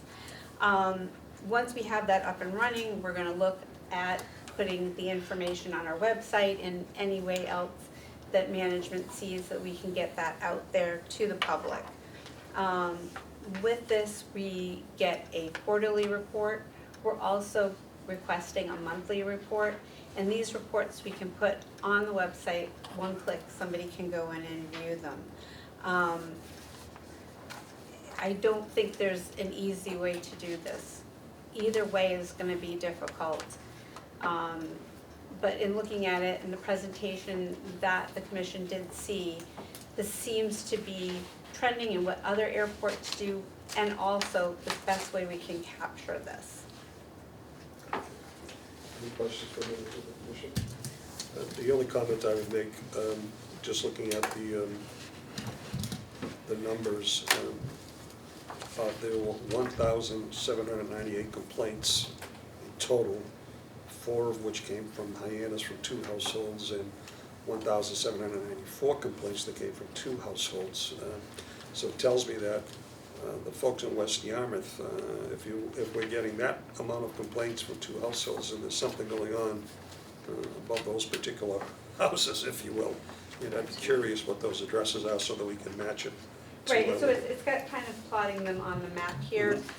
One was actually just one, and then it's just the other one was the rest of them. And Plain Noise did something for us that they haven't done for anyone else, is they took our first reporters, they took the emails that we received, and they put all of that information from the emails into the system for us. It's not something they do. Right. It was extremely time consuming for their programmers, but in good faith wanting us to have the whole year, Sure. something we'd be able to view.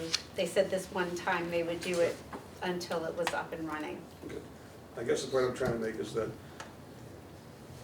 you know, the 1,798 complaints, if you will, you know, come from 4 households that if we somehow can figure out why the air traffic is what it is over that particular area, it might be something that we can alleviate down the road.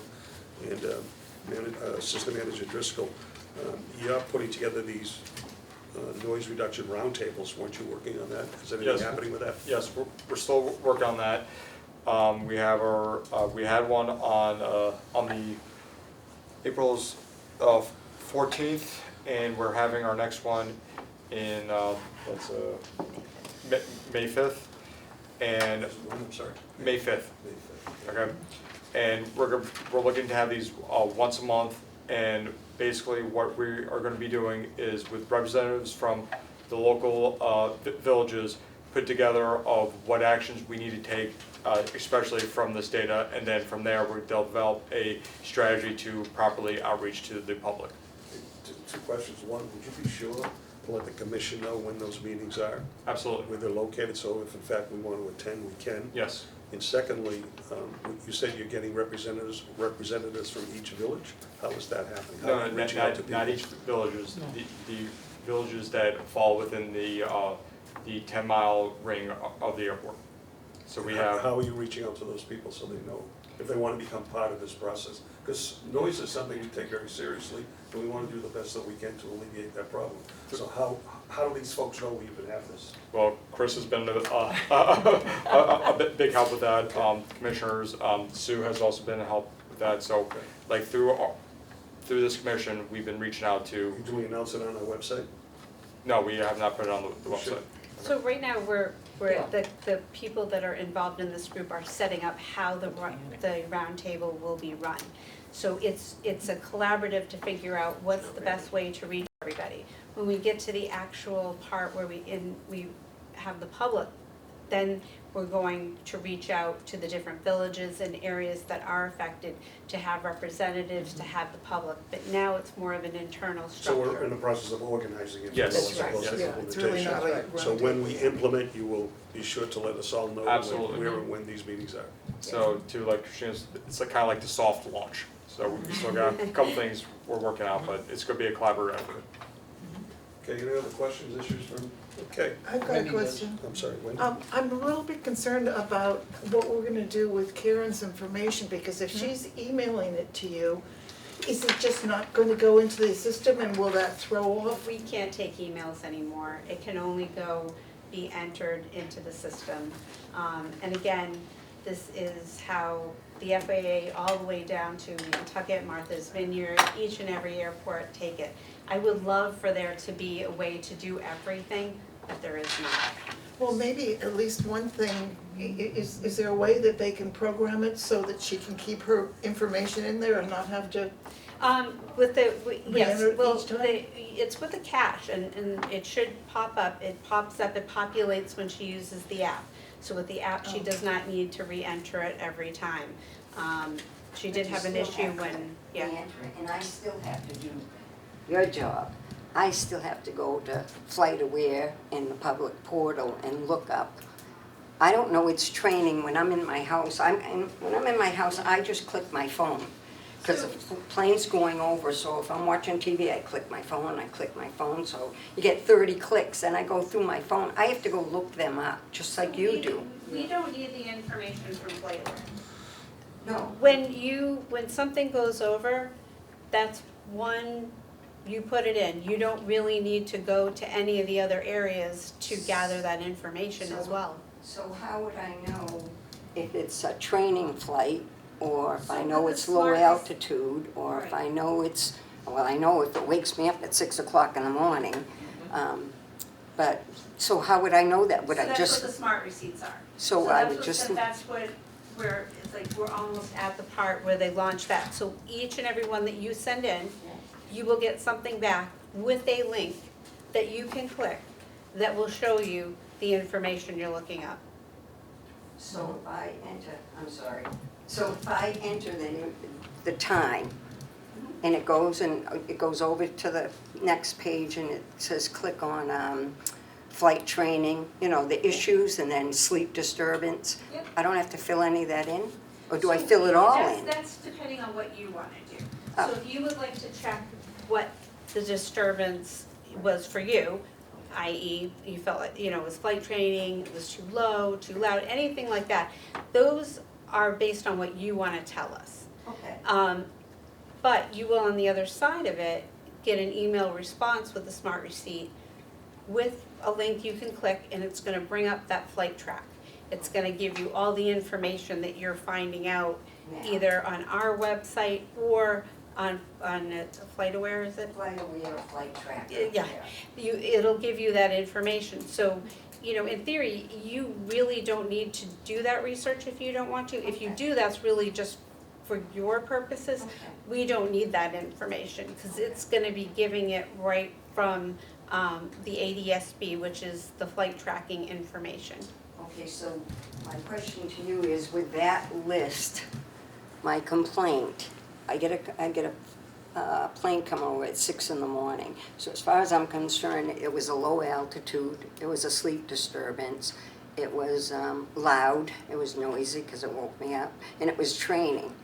So is the response? You can click all of those, yep. Right, but will your response, like right now, I'm just getting an email saying, because we're training here. Yep. So I just get the email saying, we got your receipt. So you're saying I'm gonna get something in a couple weeks maybe? Probably sooner, yeah. Okay, Yep. all right. And the other thing it does is it will, as we go forward, because we're still entering in new information in the first 3 months, it was kind of a backload. Is as we move forward, the other thing it's gonna do is it will list complaints based on type of disturbance. So we'll break it down to say, you know, if you say like, all of these were, you know, training flights, but a third of these were sleep disturbance, it's gonna break that down further. But because it's in its infancy, it doesn't have enough information to populate that yet. But anything that you click as part of the disturbance will be included. So that's listed, so that would be listed as 4 issues. For issues for one flight, yes, for different concerns on that one flight, absolutely.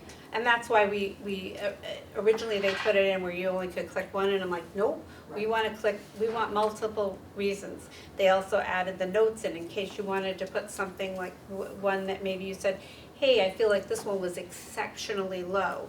And you can also ask for a response based on that specific concern as well. Because they only allow you to do 3, but in the comments section, you can add a 4th and 5th. Well, if you need more, just tell me, because that's, okay. yeah, absolutely. All There's, right. you know, we don't have a sleep disturbance one, so you can add that in the comments if you would like, yep.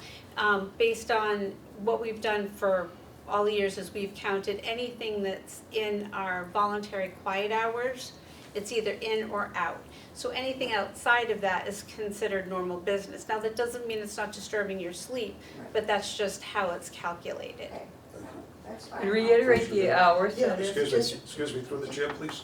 Commissioner Bailiff. Yeah, just when you got that up and running, could you distribute a sample of the smart receipt to all of us? I'd really Sure, like to see we it. did have that in the presentation.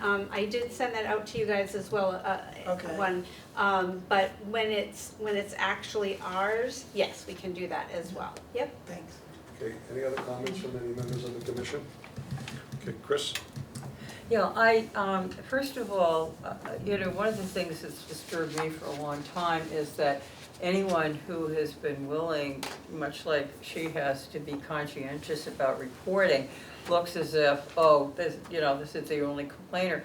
The fact of the matter is that I think that a lot of her neighbors and people around her have been relying on her in order to do this, to sort of report the things that they aren't able to report, or to help them with doing that. And so I think, you know, to some degree, sometimes some of these reports that we've had even in the past showing, you know, just one person with 10 complaints or whatever, in a lot of ways is being sort of representative of having had conversations with their neighbors saying, I'm going to call in.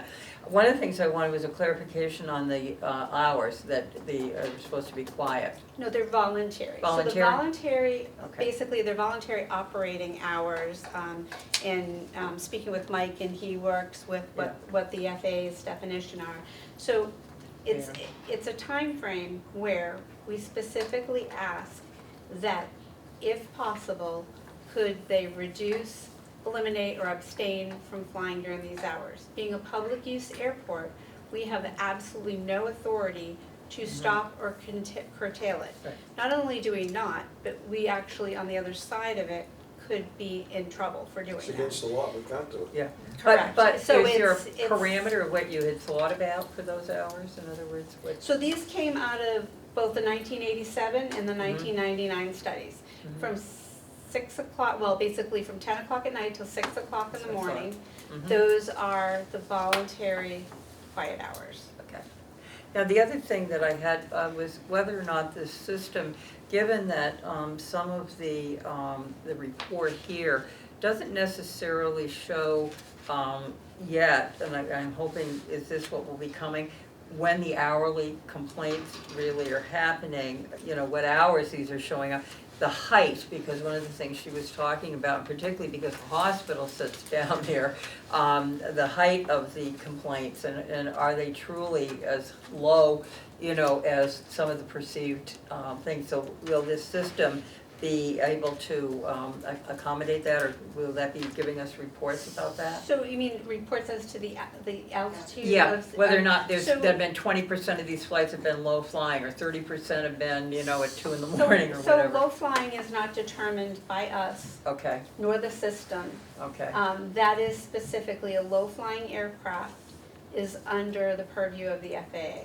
okay. So if there is a low flying aircraft, there is an avenue to report that.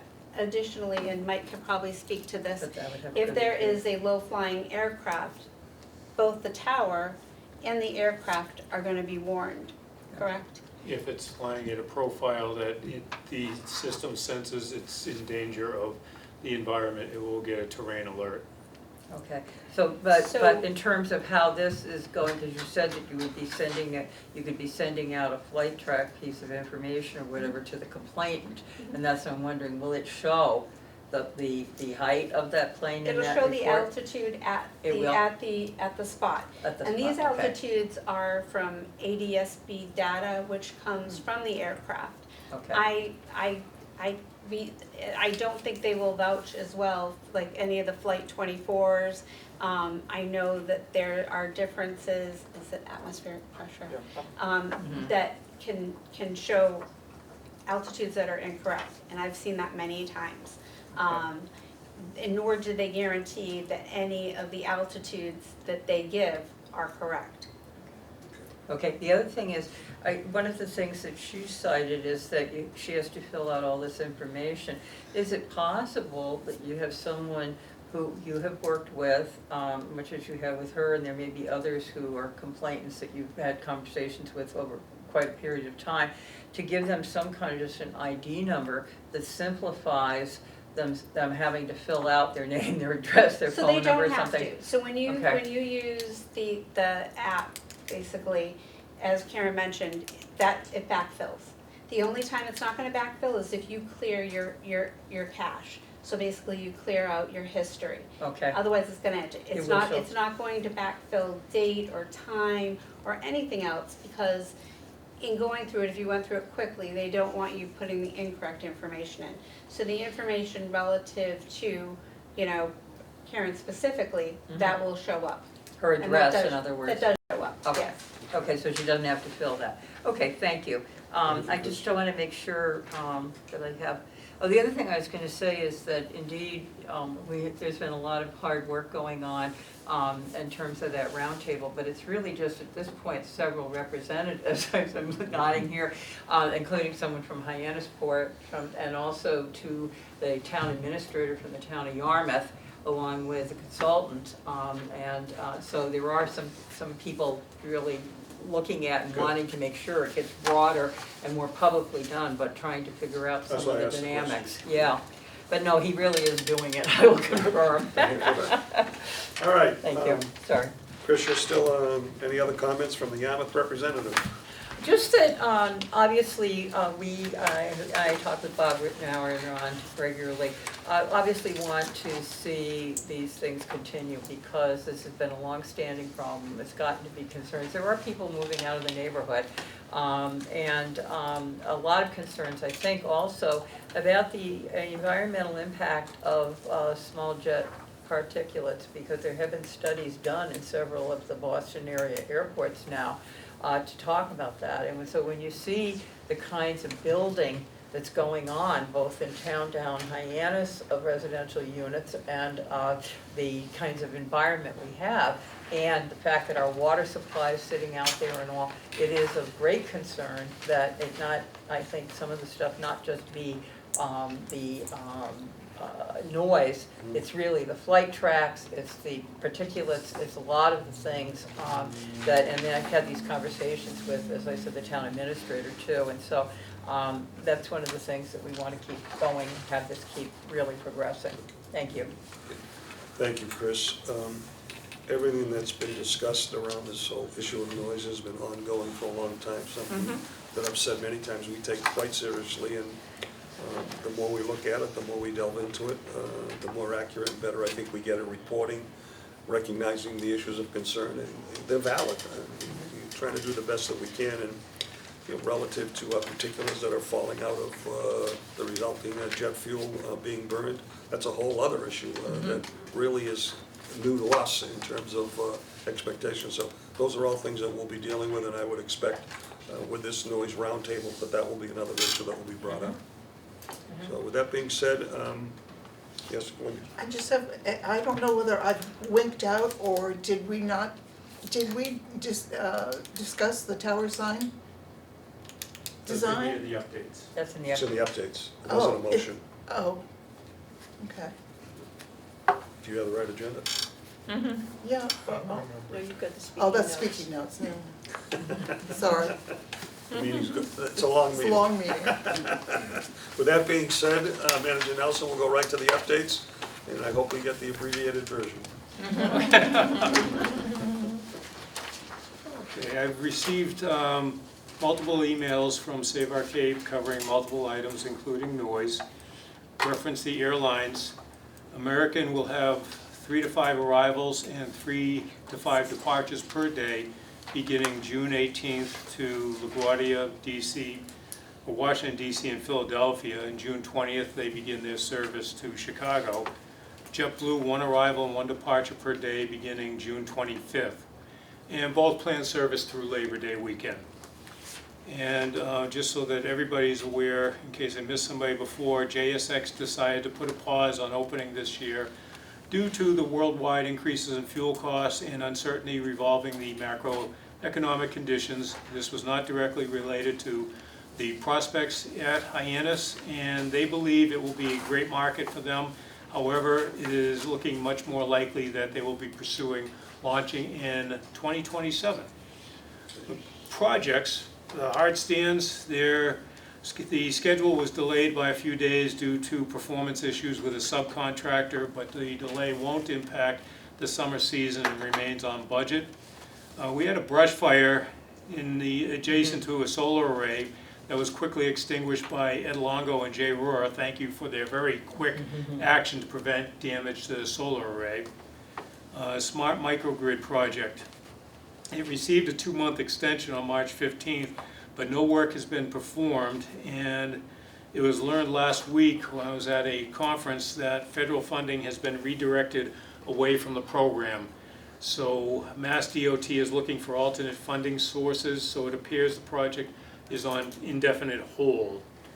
The airport signs, it's been on the agenda, especially the tower sign, for months, and it keeps getting returned back to us as far as the staff is concerned for another design, different designs, different options as far as just everything to do with it. So talked to Chair Flores a couple weeks ago, about just putting it out to RFP. And in this way, we would be within all the procurement rules, because this is going to be expensive. And this would encompass the tower sign, the airport rotary sign replacement, and the Sid Ave sign replacement, so that somebody on the commission, if they would like, could work with his sign company, and that's their business, designing, procuring, and installing a sign. It just, instead of going back and forth from subcommittee meeting to this meeting and then back to the drawing board. I think this way we can get it done a lot more effectively and take some of the burden off of the staff, because honestly, it's been taking up a lot of time. And So you suggested we put out an RFP on this and we go through the proper procedures and. Correct. Let's just do it. Yeah. It's a good idea. Yeah.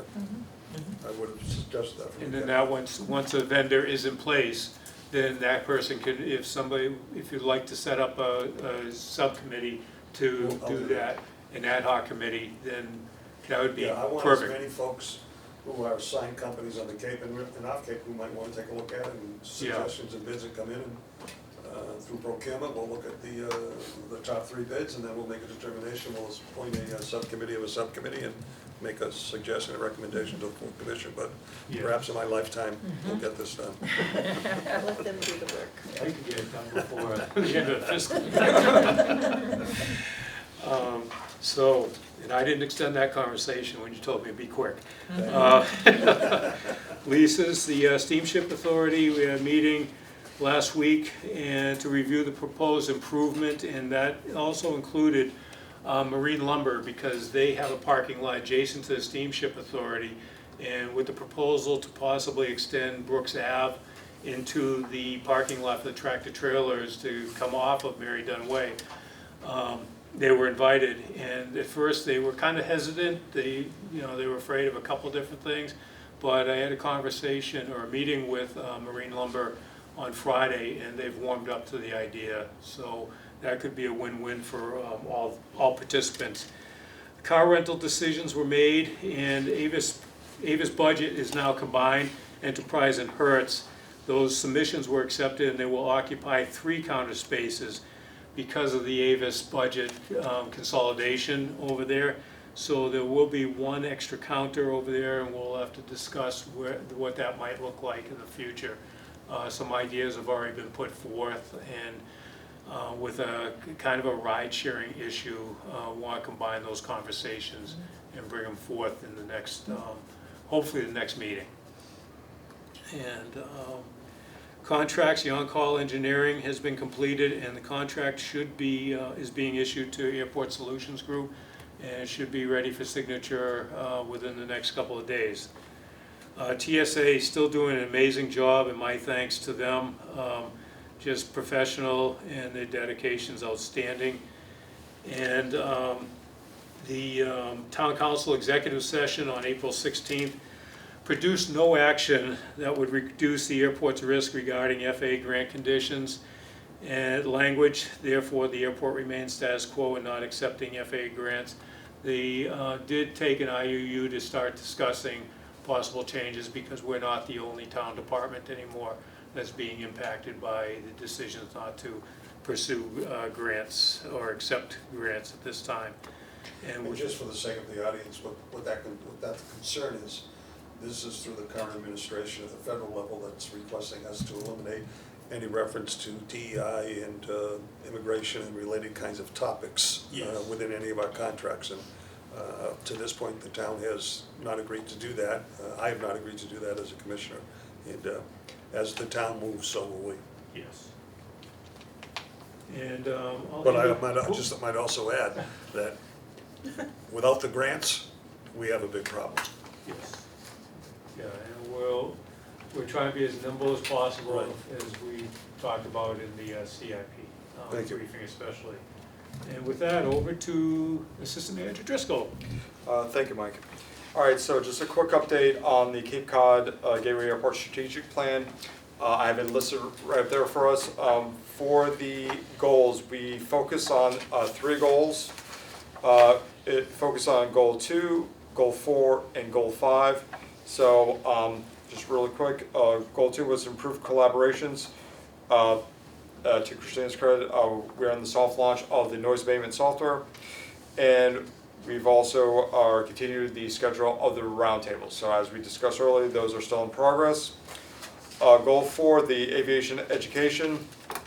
Right now we have 3 participating high schools that we actually have internships here, so we are active in the pursuit with our interns. We participated in the Barnstable High School Career Day.